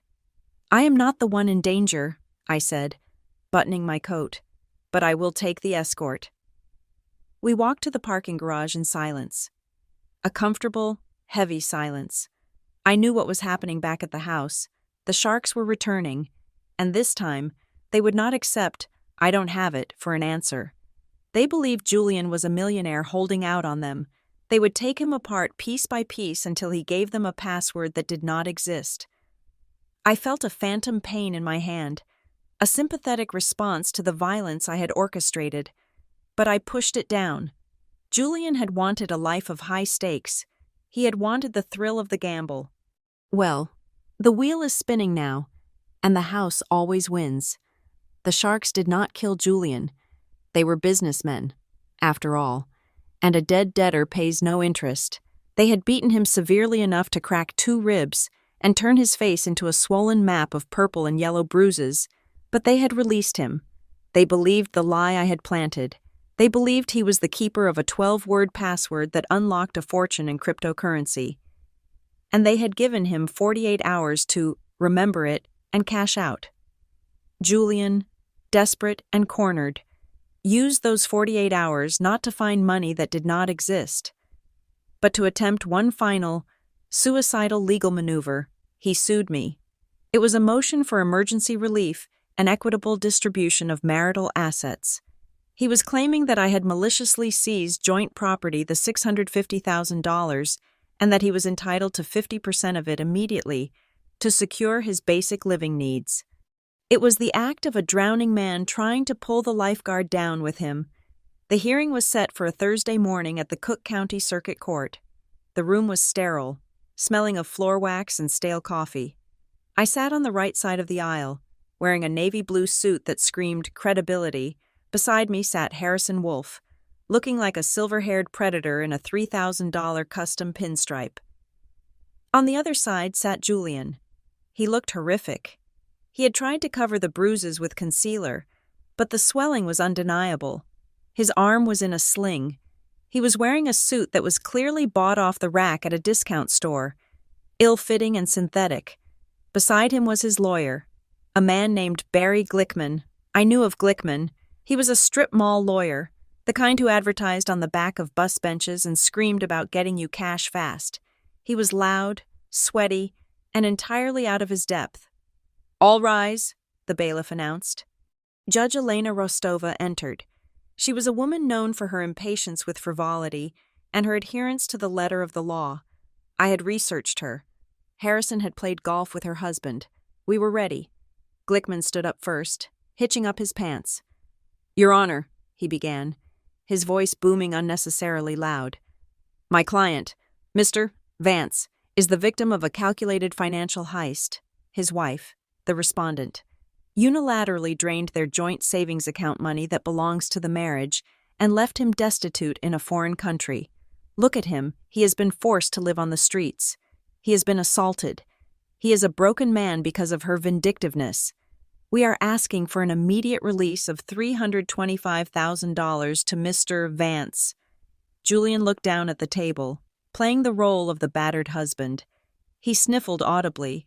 It was a pathetic performance. Judge Rostova looked over her glasses at Harrison. "Mr. Wolfe, your response." Harrison stood up slowly. He did not raise his voice. He did not wave his arms. He simply buttoned his jacket. Your Honor, the claimant's motion relies on the premise that the funds in question were marital property. We intend to prove that they were not. Furthermore, we intend to prove that Mr. Vance is not a victim, but a co-conspirator in a failed fraud scheme who is now abusing this court to fund his criminal debts. Fraud, Glickman sputtered. Objection. This is a divorce hearing, not a criminal trial. It goes to the doctrine of unclean hands, Your Honor, Harrison said smoothly. He who seeks equity must do equity. Mr. Vance's hands are not just unclean, they are filthy. Proceed, the judge said, leaning back. Harrison picked up a document from our table. Exhibit A, Your Honor, the $650,000 in question originated from the sale of Miss Reynolds's grandmother's estate. It is undisputed that inheritance is separate property. However, Mr. Vance claims it became marital property when it was transferred to the joint account. Harrison walked to the bench and handed the document to the clerk. This is a declaration of investment trust, signed by Julian Vance 3 weeks prior to the transfer. In this document, Mr. Vance acknowledges that the funds were being deposited into the joint account solely for the purpose of purchasing commercial real estate for Aurora Designs. The document explicitly states that if the funds are not used for that specific purchase within 30 days, they revert immediately to the sole ownership of Beatrice Reynolds. I watched Julian's face. He blinked, confused. He remembered signing a stack of papers I had given him one night while he was watching a football game. I had told him they were tax formalities for the business. He had signed them without reading a single word, too arrogant to believe I would outmaneuver him. He signed it, the judge asked, reading the paper. He did, Your Honor, notarized. Since Aurora Designs is a shell company with no real estate holdings, a fact we can prove the condition was never met. The money never became marital property. It was held in trust. Mr. Vance breached that trust by attempting to spend it on a luxury vacation. So Ms. Reynolds exercised her right to reclaim her separate property. Glickman looked at Julian. Did you sign this? I don't know, Julian whispered, panic rising in his chest. She gave me so many papers. Ignorance of a contract is not a defense, Harrison continued. But let us move to the character of the claimant. Exhibit B. Harrison signaled to the tech support clerk. The large monitor on the wall flickered to life. It was a video from the airport lounge. The courtroom watched in silence as Julian Vance, the battered victim, clinked champagne glasses with Alara Vance. The audio was clear. Julian on video. She is so pathetic. She thinks I'm going to work. 2 years. Alara, we spend the money. I declare bankruptcy when we get back. And she is stuck with the tax bill. A ripple of murmurs went through the gallery. Judge Rostova's face hardened. She looked from the screen to the real Julian, who was now shrinking into his chair, his face pale beneath the bruises. This video, Harrison narrated, was taken 1 hour after Mr. Vance wept fake tears on his wife's shoulder. It outlines a conspiracy to defraud Ms. Reynolds and the IRS. And finally, Harrison said, Exhibit C, the gambling debts. He dropped a thick binder on the judge's bench with a heavy thud. These are records from High Stakes Royale and 3 other offshore gambling sites. They show losses totaling nearly $200,000. They also show loans taken out in Ms. Reynolds's name, loans she never authorized. Mr. Vance is not asking for his share of the assets to live. Your Honor, he is asking for it to pay off the loan sharks who broke his ribs. Glickman was sweating profusely now. He tried to stand up. Your Honor, these are allegations. They are documented facts. Harrison cut him off. But if you need a witness, we have one. Harrison turned to the bailiff. Call Ms. Alara Vance. This was the killing blow. The doors at the back of the courtroom opened. Julian spun around in his chair, his jaw dropping. Alara walked in. She looked different. The glamorous mistress in the camel coat was gone. She was wearing a modest gray dress, no makeup, and looked exhausted. She walked past Julian without even glancing at him. She took the stand. Ms. Vance, Harrison said, What is your relationship to the claimant? I was his mistress, Alara said, her voice quiet but steady. And his accomplice. Why are you here today? Because I made a deal, Alara said, looking at the judge. I am testifying in exchange for immunity regarding the credit card fraud charges pending against me. Julian told me he had a plan to steal his wife's inheritance. He told me she was stupid. He told me to forge her signature on the loan documents because I was the accountant and I knew how to do it. You traitor, Julian screamed, jumping up. You loved me. We were going to buy a vineyard. Sit down, Mr. Vance, the bailiff barked, pushing Julian back into his seat. Alara looked at him with cold, dead eyes. You left me in Paris. Julian, you lied about the money. You lied about everything. You are not a victim. You are just a loser who got caught. The silence that followed was heavy and absolute. Glickman closed his briefcase. He knew it was over. He looked like he wanted to crawl under the table. Judge Rostova did not need a recess. She adjusted her robe and looked down at Julian with an expression of pure disdain. Mr. Vance, she said, her voice ringing out like a gavel strike. In my 20 years on the bench, I have seen many dissolved marriages. I have seen anger. I have seen greed. But I have rarely seen such a calculated, malicious attempt to destroy a spouse as you have demonstrated. The claimant's motion for equitable distribution is denied with prejudice. The court finds that the funds in the Evelyn V. Trust are the separate property of Beatrice Reynolds. Furthermore, due to the evidence of fraud and the bad faith actions of the claimant, I am awarding full legal fees to the respondent. Full legal fees, Glickman squeaked. You will pay every cent of Mr. Wolf's bill, the judge told Julian. And I am referring the evidence of forgery and identity theft to the district attorney's office. You are not leaving here with a check. Mr. Vance, you are leaving with a criminal referral. The court is adjourned. The gavel came down. Bang. Julian sat frozen. He had walked in hoping for $300,000. He was walking out with debt, no money, and a looming prison sentence. I stood up and gathered my papers. I walked past his table. Julian looked up at me, his eyes full of hate and tears. You ruined my life, he whispered. No, Julian, I said softly, leaning down so only he could hear. I just proofread it. I walked out of the courtroom, the sound of my heels echoing on the marble, leaving him to the mercy of the bailiffs and his terrified lawyer. But a narcissist like Julian does not accept defeat. He only seeks a new battlefield.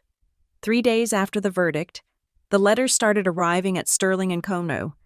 They were anonymous, of course, typed on plain paper, sent to the CEO, the board of directors, and the head of HR. They claimed that I, Beatrice Reynolds, was an embezzler. They claimed I had stolen funds from my previous firm.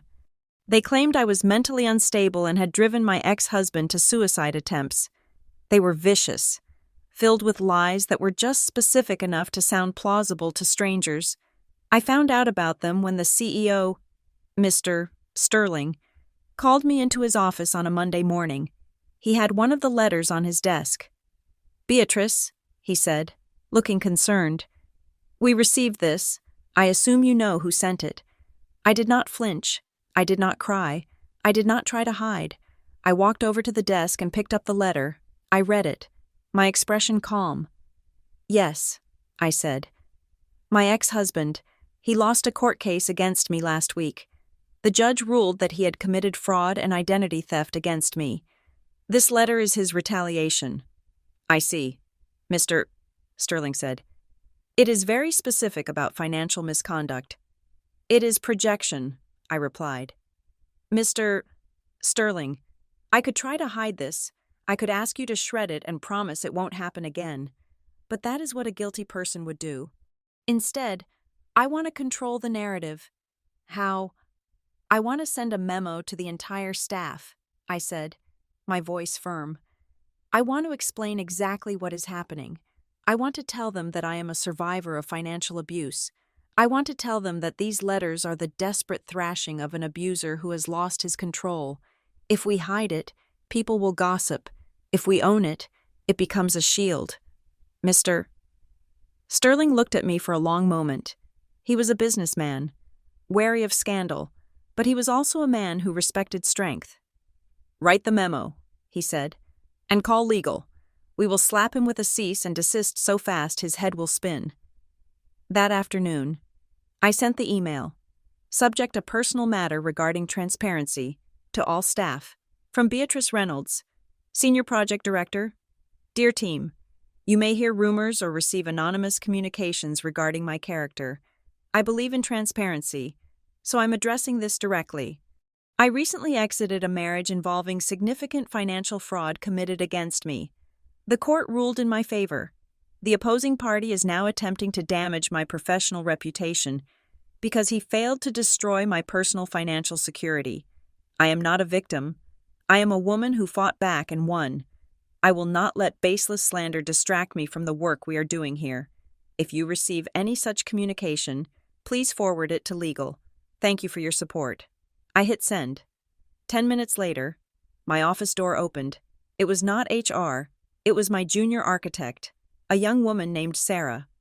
"I got your email," she said, her eyes wide. "I am sorry if it was a distraction," I began. "No," she interrupted. "I just wanted to say thank you. My ex-boyfriend took out credit cards in my name last year. I have been so ashamed. I thought I was the only one." She started to cry. I stood up and walked around my desk. I put a hand on her shoulder. "You are not the only one, Sarah," I said. "And you do not have to be ashamed. Shame is what they count on. It is their weapon. But we can take it away." By the end of the day, I had received 50 emails of support. I was not the disgraced executive Julian had hoped to create. I was a hero. I was the Iron Lady of Sterling and Company. Julian was out there, somewhere in the city, seething in his impotence. He had tried to take my money. He failed. He had tried to take my freedom. He failed. Now he had tried to take my reputation. And instead, he had just given me a pedestal. But the game was not over.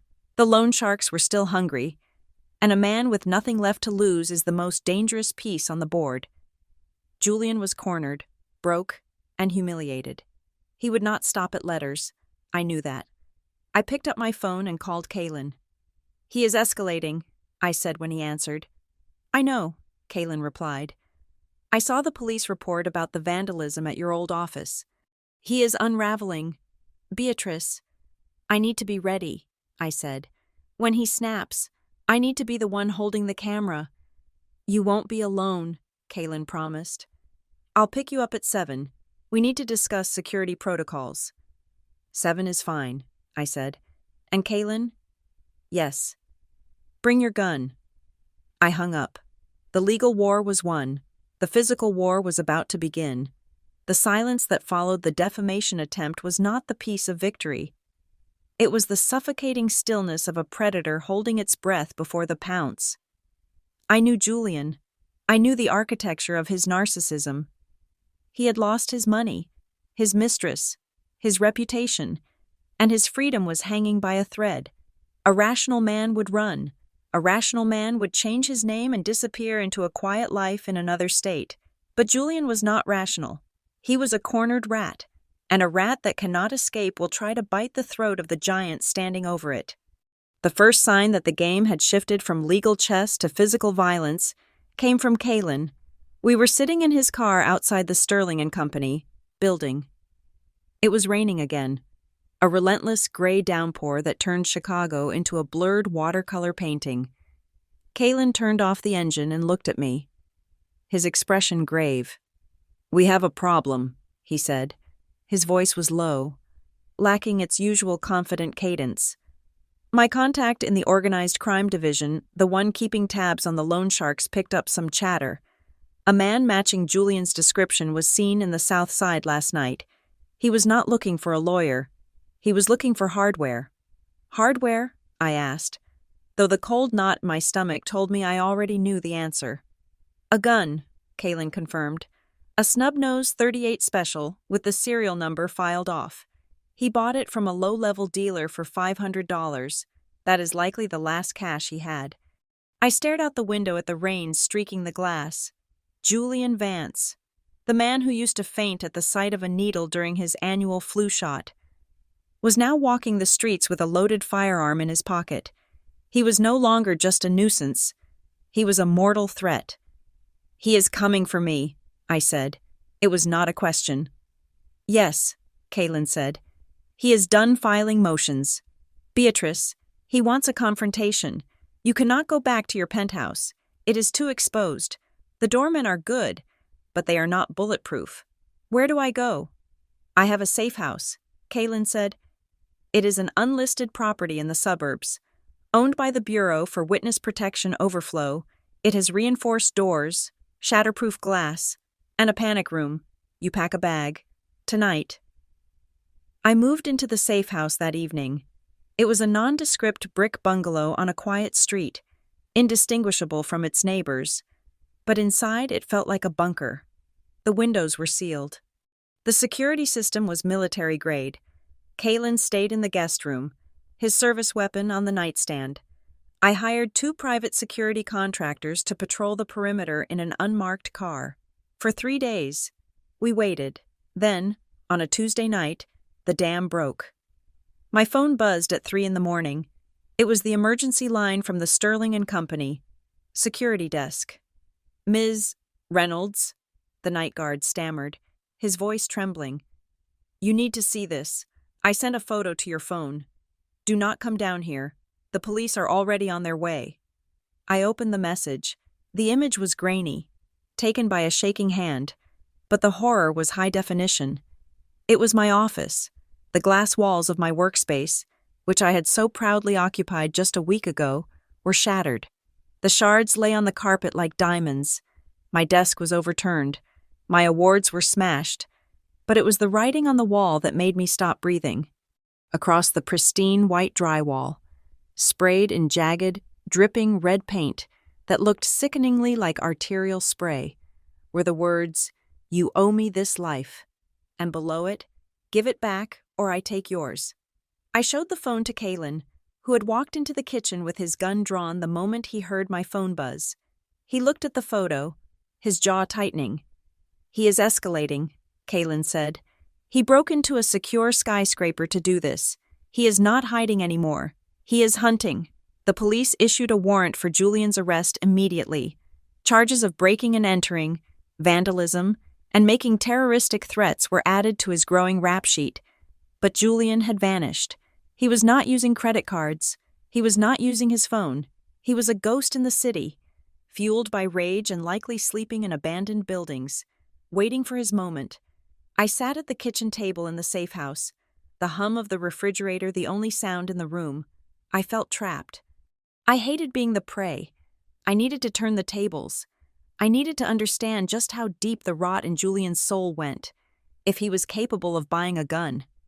What else was he capable of? I remembered the hard drive. When I had raided Julian's digital life months ago, I had copied everything, not just the chats with Alara, but his old work files, his archived emails from his previous job, his cloud backups. I had focused on financial fraud, but now I wondered if I had missed something darker. I pulled up the backup on my laptop. I began to sift through folders from 5 years ago, back when he was a junior architect at a mid-sized firm called Urban Horizons. I found a folder named Project 23, his lucky number. Inside were blueprints, load-bearing calculations, and email threads. I opened the structural analysis files. As an architect, I knew how to read them. I looked at the steel-grade specifications for a commercial warehouse project in the South Loop. Then I opened a subfolder labeled Revised_Final. My blood ran cold. In the original draft, the steel grade was specified as Type A50. In the final draft, the one stamped with Julian's digital approval, the grade had been lowered to a 36, a cheaper, weaker material.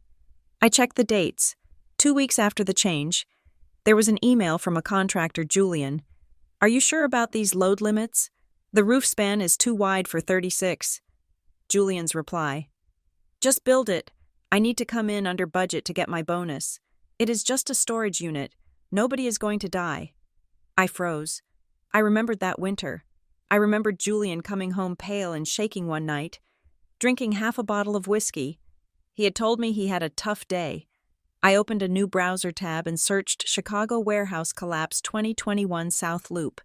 The headlines filled the screen. Roof collapse at storage facility kills 1, injures 3, investigation inconclusive blamed on freak snowstorm. The victim's name was Miguel Rodriguez. He was a 40-year-old father of 3. He had been crushed when a steel beam that was too weak to hold the weight of the snow buckled and fell. Julian had killed a man. He had killed a man to save money for a bonus he used to buy a jet ski, and then he had buried the evidence, altering the logs to make it look like the contractor's error, forcing the company to settle out of court. I sat back, feeling sick. This was not just a bad husband. This was a sociopath. "Kalen," I called out. He walked in. I turned the laptop toward him. "We do not just have a vandal. We have a killer." Within 2 hours, we had located the widow, Maria Rodriguez. She still lived in the city, working 2 jobs to support the children Julian had left fatherless. I did not call the police first. I called her. "Mrs. Rodriguez?" I said when she answered, my voice steady but gentle. "My name is Beatrice Reynolds. I was married to the man who designed the building where your husband died. I have evidence that it was not an accident. I have evidence that he falsified the safety documents to cut costs." There was a long silence on the other end. Then, a sob. "I knew it," she whispered.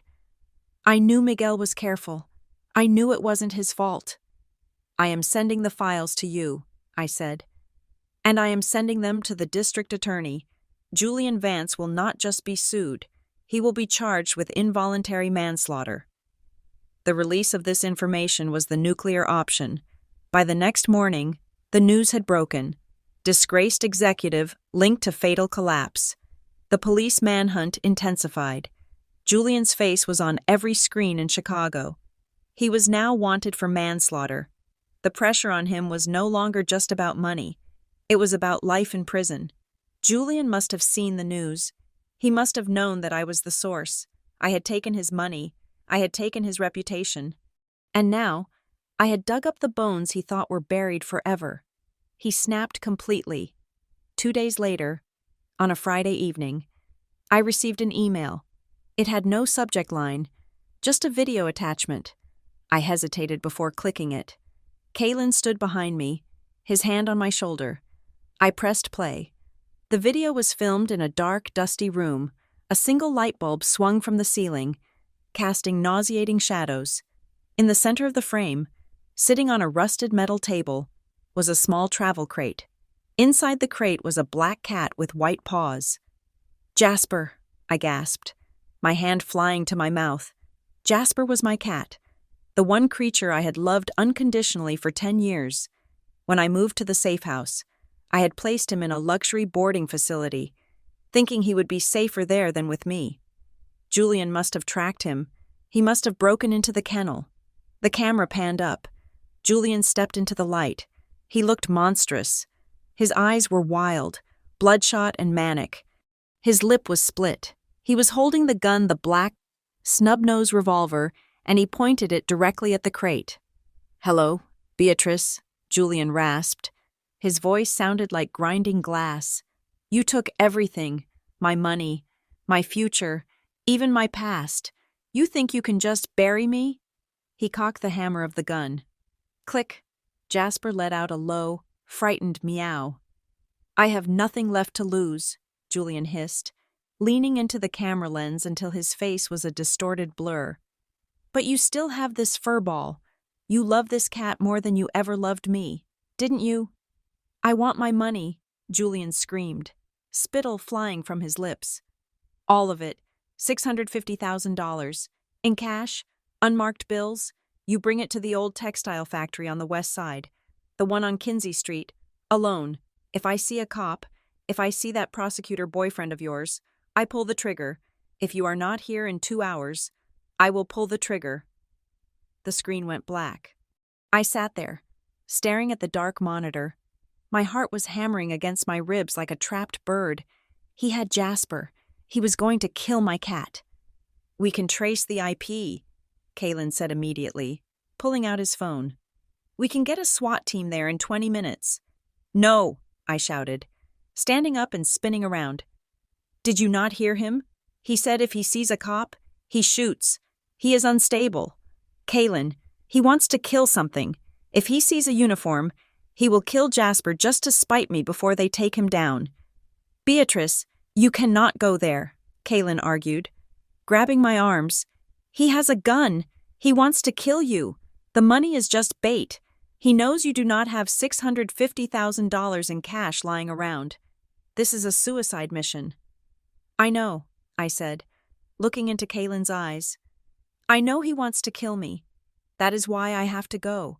It is the only way to get him to lower the gun long enough to save the cat. I will not let you do this, Kalen said, his voice hard. I am a federal officer. I cannot let a civilian walk into a hostage situation. I am not a civilian today.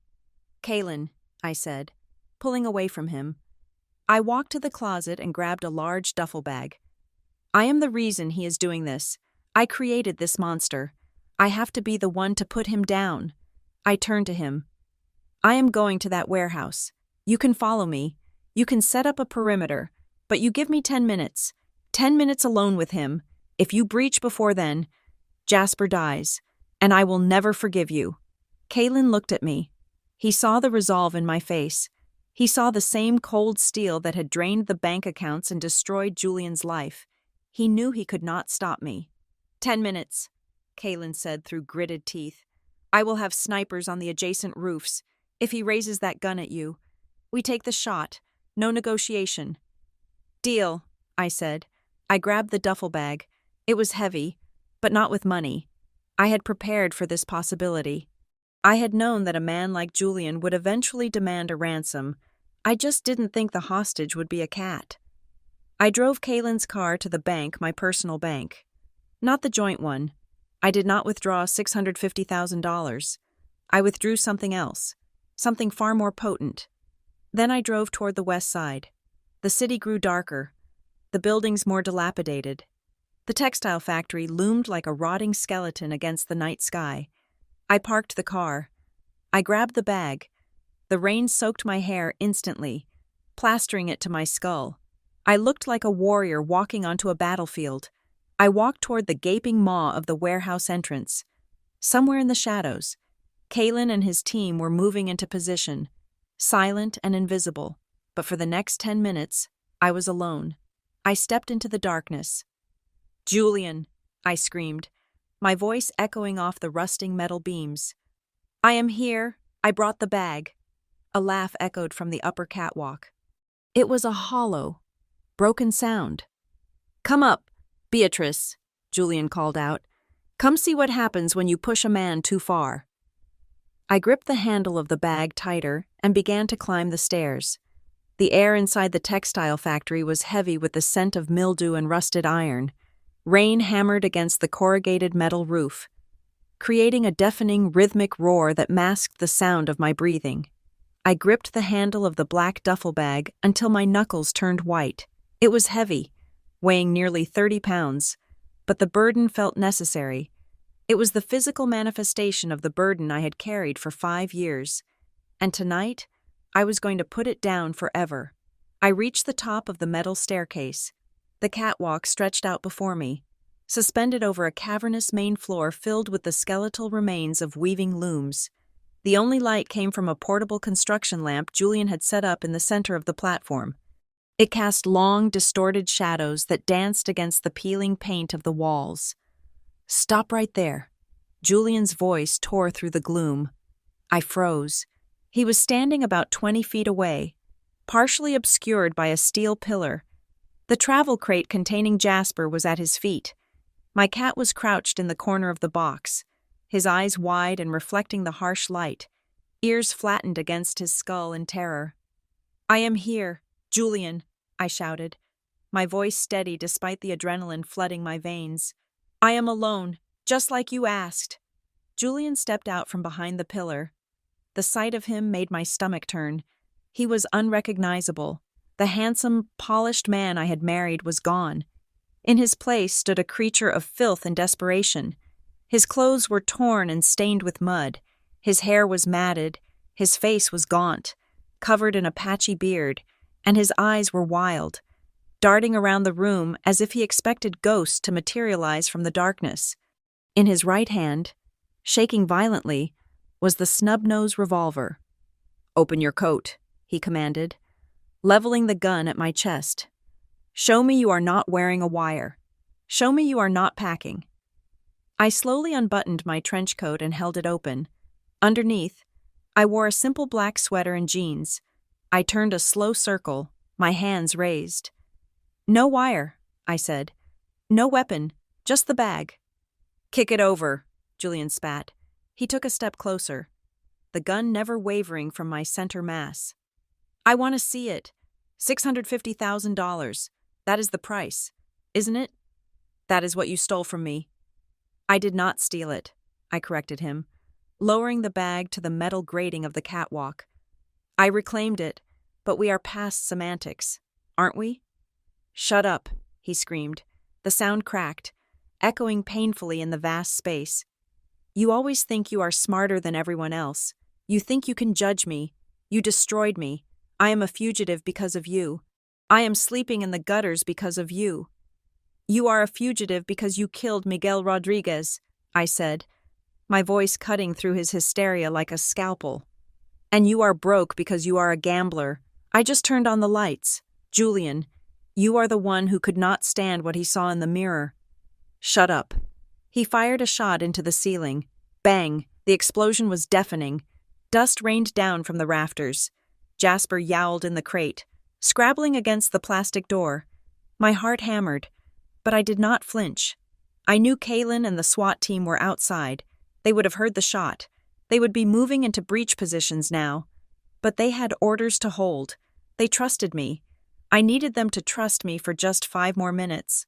"The money is in the bag, Julian," I said, gesturing to the duffel. "It is all there. Used bills, non-sequential. Just let the cat go." Julian stared at the bag with a hunger that was terrifying to witness. It was the look of an addict seeing a needle. He licked his cracked lips. "Push it toward me," he ordered. "Slowly." I shoved the bag with my foot. It slid across the metal grating with a heavy scrape, stopping 3 feet from him. He kept the gun trained on me with one hand and reached down to unzip the bag with the other. His movements were frantic, clumsy. He ripped the zipper open. "Finally," he muttered, a manic grin stretching across his face. "Finally. I get what is mine. I get my life back. I am going to vanish. Beatrice, I am going to go somewhere you will never find me. And I am going to live like a king." He reached into the bag, expecting to feel the crisp texture of cash. Instead, his hand came out holding a thick sheaf of paper. He froze. He blinked, staring at the document in his hand. It was not a banknote. It was a photocopy of a court order. He dropped it and reached in again, grabbing a handful of contents. More paper. Thousands of sheets of paper. He pulled out a copy of his arrest warrant for fraud. He pulled out the foreclosure notice on the house. He pulled out the email thread where he authorized the use of cheap steel. He pulled out the sworn affidavit from Alara Vance detailing his adultery and theft. The bag was filled to the brim with paperwork. It was a physical archive of his destruction. "What is this?" Julian whispered, his voice trembling. He looked up at me, confusion warring with rage. "Where is the money?" "I did not bring the money." "Julian," I said. I took a step forward. The fear was gone now. All that was left was judgment. "You." He choked on the word. "You lied to me." "I brought you the truth," I said, my voice ringing out with the force of a verdict. "Look at it. Look at what you are holding. That is your legacy. That is your net worth. You wanted to know what your life is worth. It is worth nothing but a stack of indictments and betrayal." I took another step. "You do not lose because I am evil. Julian," I said, locking eyes with him. "You lose because you are stupid, and you lose because you are greedy. You thought I would empty my accounts for you again. After everything, your arrogance is the only reason you are standing here." Julian dropped the papers. They fluttered to the ground, carpeting the metal floor in white. His face twisted into a mask of pure, unadulterated hatred. The illusion of the victim was gone. The monster was fully revealed. "I will kill you," he snarled. He raised the gun. He leveled it directly at my forehead. "If I cannot have the money, I will take the satisfaction. Goodbye, Beatrice." I did not close my eyes. I looked right down the barrel of the gun. "Go ahead," I challenged him. "Pull the trigger." He squeezed his finger. Click. The hammer struck the firing pin. But there was no explosion, no flash, just the dry, mechanical sound of metal hitting metal. Julian frowned. He pulled the trigger again. Click. Panic flooded his eyes. He looked at the gun, shaking it. He pulled the trigger a third time, frantically. Click, click, click. "It is jammed," he stammered. "It is broken." "It is not jammed," I said, walking toward him. "It is neutered." A flash of memory played in my mind, sharp and satisfying. 2 days ago, after Kaylin had identified the gun purchase, he had not just tracked Julian, he had tracked the seller. The man who sold Julian the gun in the alleyway was not a random dealer. He was an informant for the ATF, a man Dominic had leveraged years ago. When Julian had approached him, desperate and looking for a cheap weapon, the informant had followed protocol.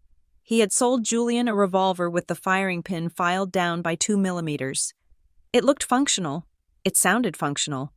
But it would never fire a live round. Julian did not know this. He only knew that his last desperate act of violence had failed. He looked up at me, the gun dangling uselessly in his hand. For the first time, he saw me. He did not see the wife he could manipulate. He did not see the victim. He saw the architect who had designed his cage. "How?" he whispered. I did not answer with words. I closed the distance between us. I stood right in front of him. He was taller than me, but at that moment, he looked small. I drew my hand back and struck him. It was not a frantic slap. It was a calculated, forceful blow that channeled 5 years of lies, gaslighting, and humiliation. My palm connected with his cheek with a sound like a cracking whip. Julian's head snapped to the side. He stumbled back, dropping the useless gun. He brought a hand to his face, staring at me in shock. "That," I said, my voice low and dangerous, "was for the 5 years you stole from me." Before he could respond, the world exploded into light and sound. Federal agents dropped to the ground now. The doors at both ends of the catwalk burst open. Beams of blinding tactical light cut through the gloom, pinning Julian against the railing. Kaylin was the first one through the door, his weapon drawn, moving with lethal precision. On the ground, hands behind your head. Julian looked around wildly, like a trapped rat looking for a sewer grate. But there was nowhere to go. He sank to his knees, sobbing. "She hit me!" Julian wailed as the SWAT team swarmed him. "She assaulted me. Arrest her." 2 officers grabbed him, forcing him face down into the scattered papers of his own criminal record. I watched as they cuffed his hands behind his back, the same hands that had forged my signature, the same hands that had held a gun to my face.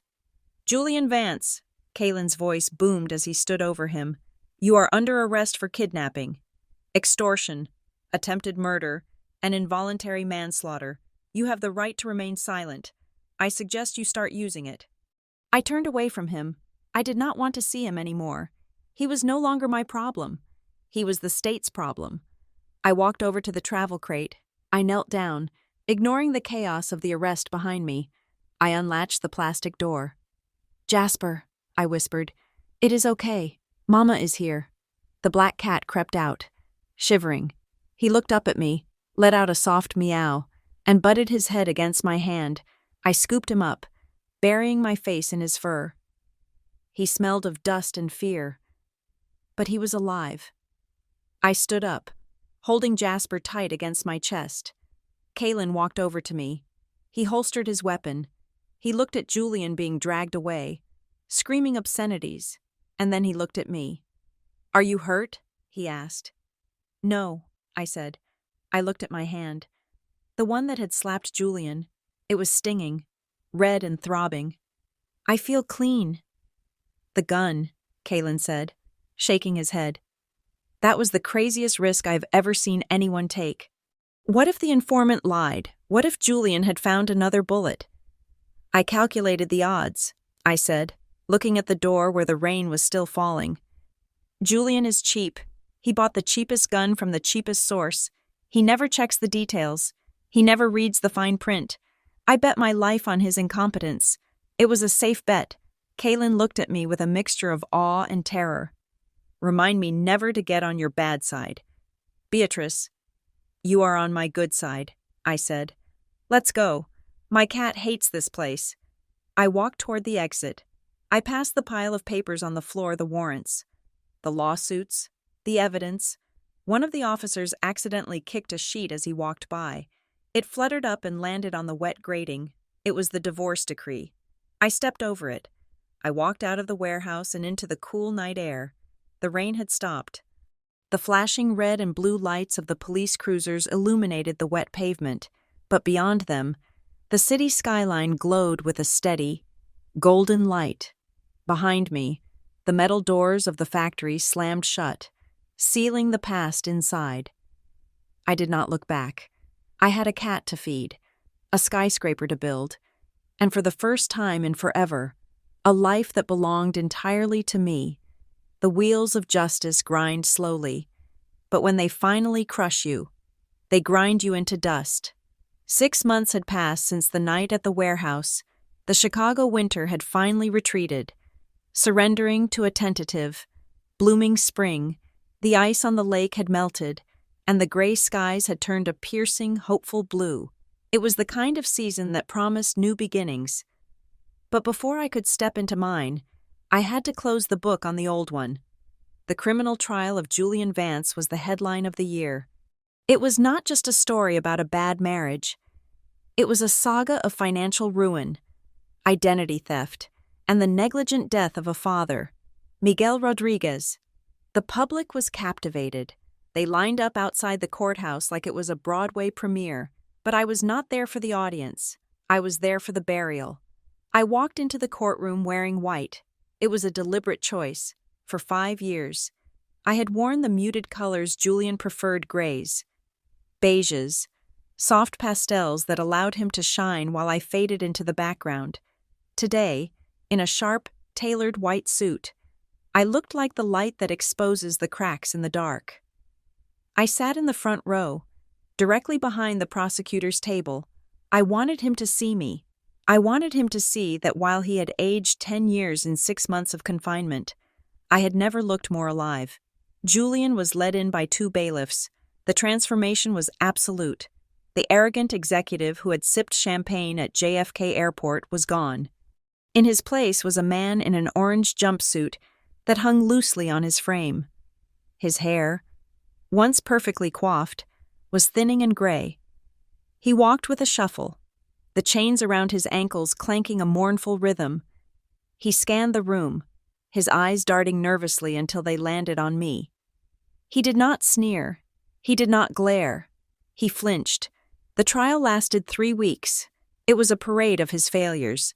The forensic accountants my private investigator Dominic's work handed over to the state laid out the financial fraud with mathematical precision. They showed the jury the forged loan applications, the gambling debts to offshore casinos, and the secret accounts. They projected the text messages to Alara on a 20-foot screen, allowing 12 strangers to read his mockery of me. "She is pathetic," he had written.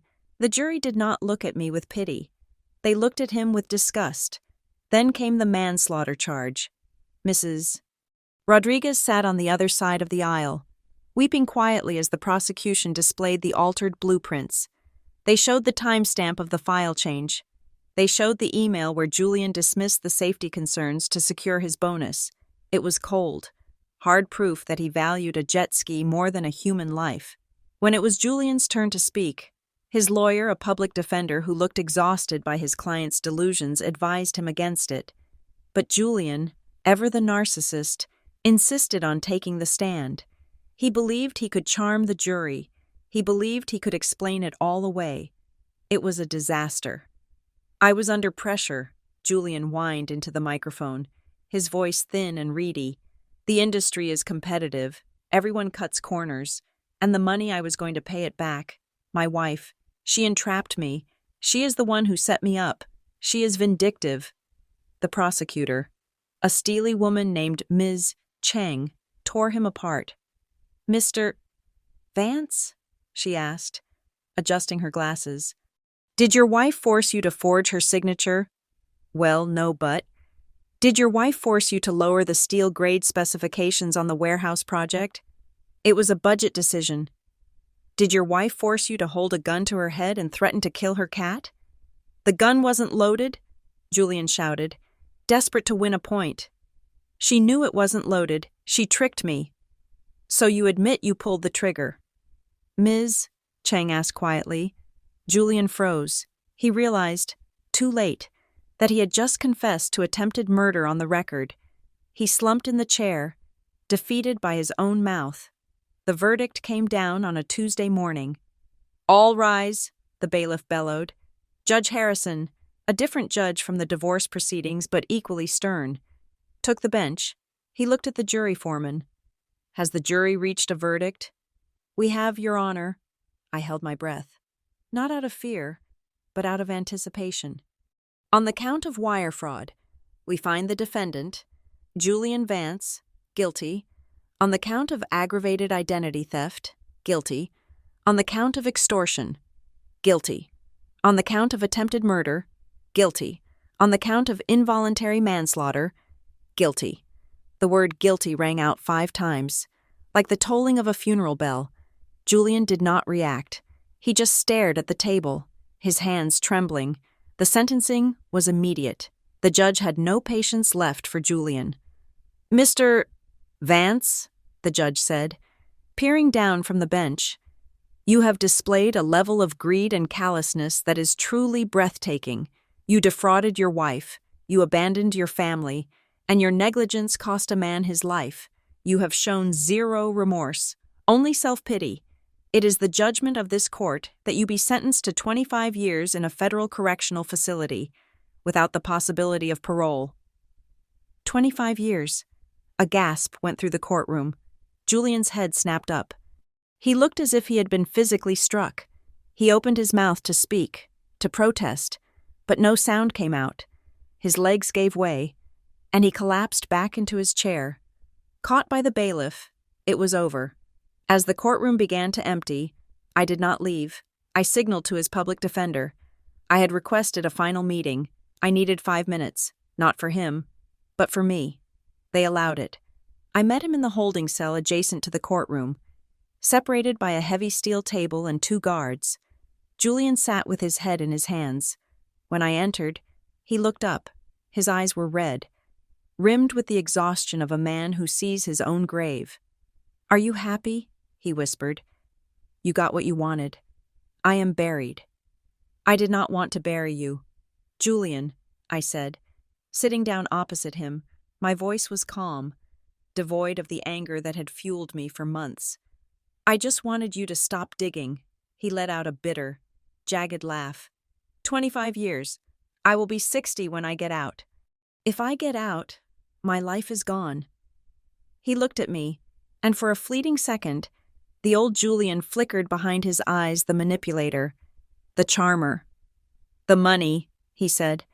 The $650,000. You kept it, didn't you?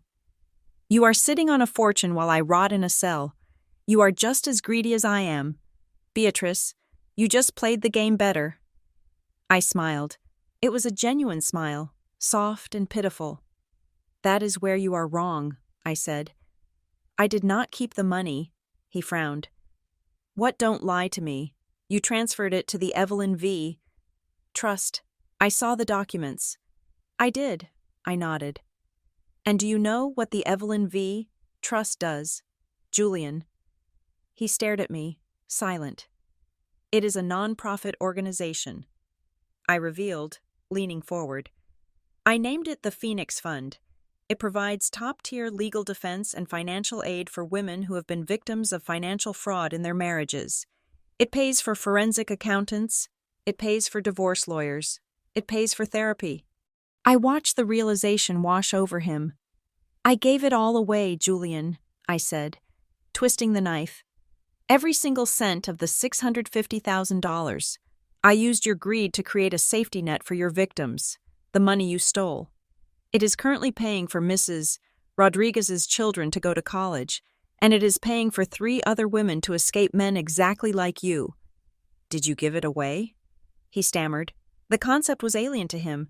He could understand theft. He could understand vengeance, but he could not understand altruism. It broke his worldview completely. I do not need your money, I said, standing up. I have my own career. I have my own talent. I earned my promotion at Sterling & Company because I am good at what I do. Not because I stole from someone else. That is the difference between us. I turned to the door. Beatrice, he called out. His voice was desperate, cracking with a sudden, terrified loneliness. I stopped. I did not turn around. Did you ever love me? He asked. The question hung in the stale air of the cell, heavy and pathetic. In the beginning, before the debts, before Alara, did you ever actually love me? I paused. I thought back to the man I met 5 years ago, the man who brought me flowers, the man who made me laugh, and I realized, with crystal clarity, that man had never existed. He was just a reflection of what he thought I wanted to see. I turned my head slightly, looking at him over my shoulder. I loved the role you played. Julian, I said softly. You were a wonderful actor, but you, the man sitting in this chair, I never knew you, and I certainly never loved you.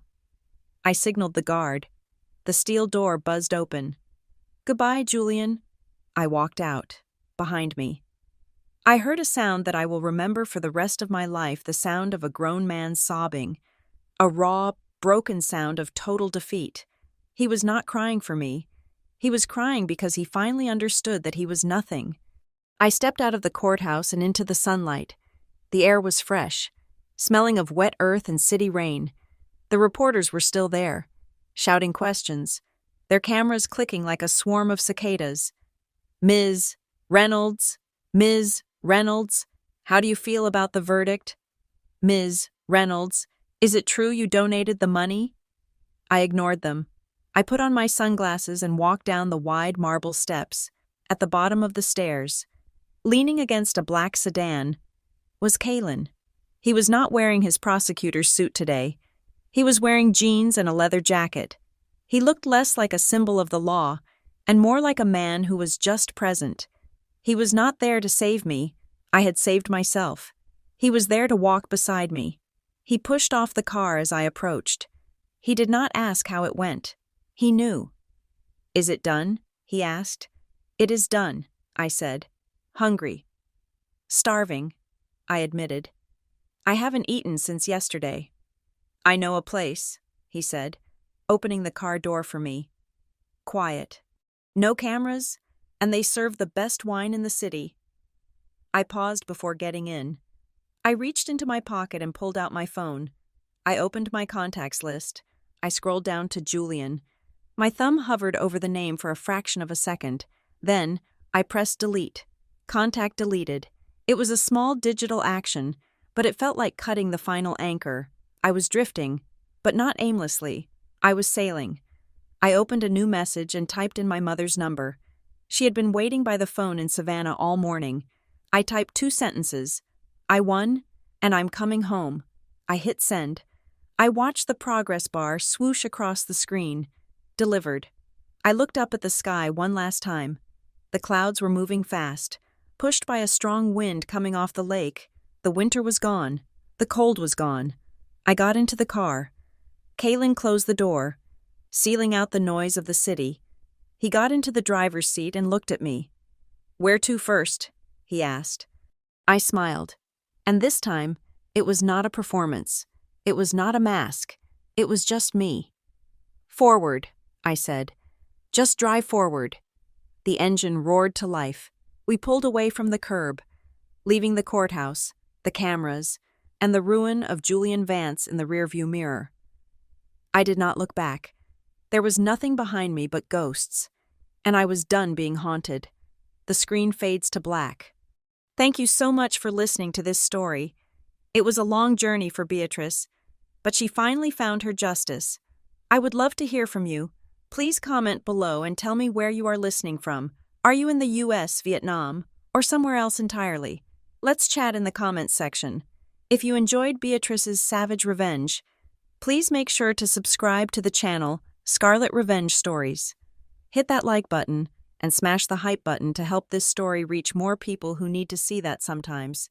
The good guys do win. See you in the next video.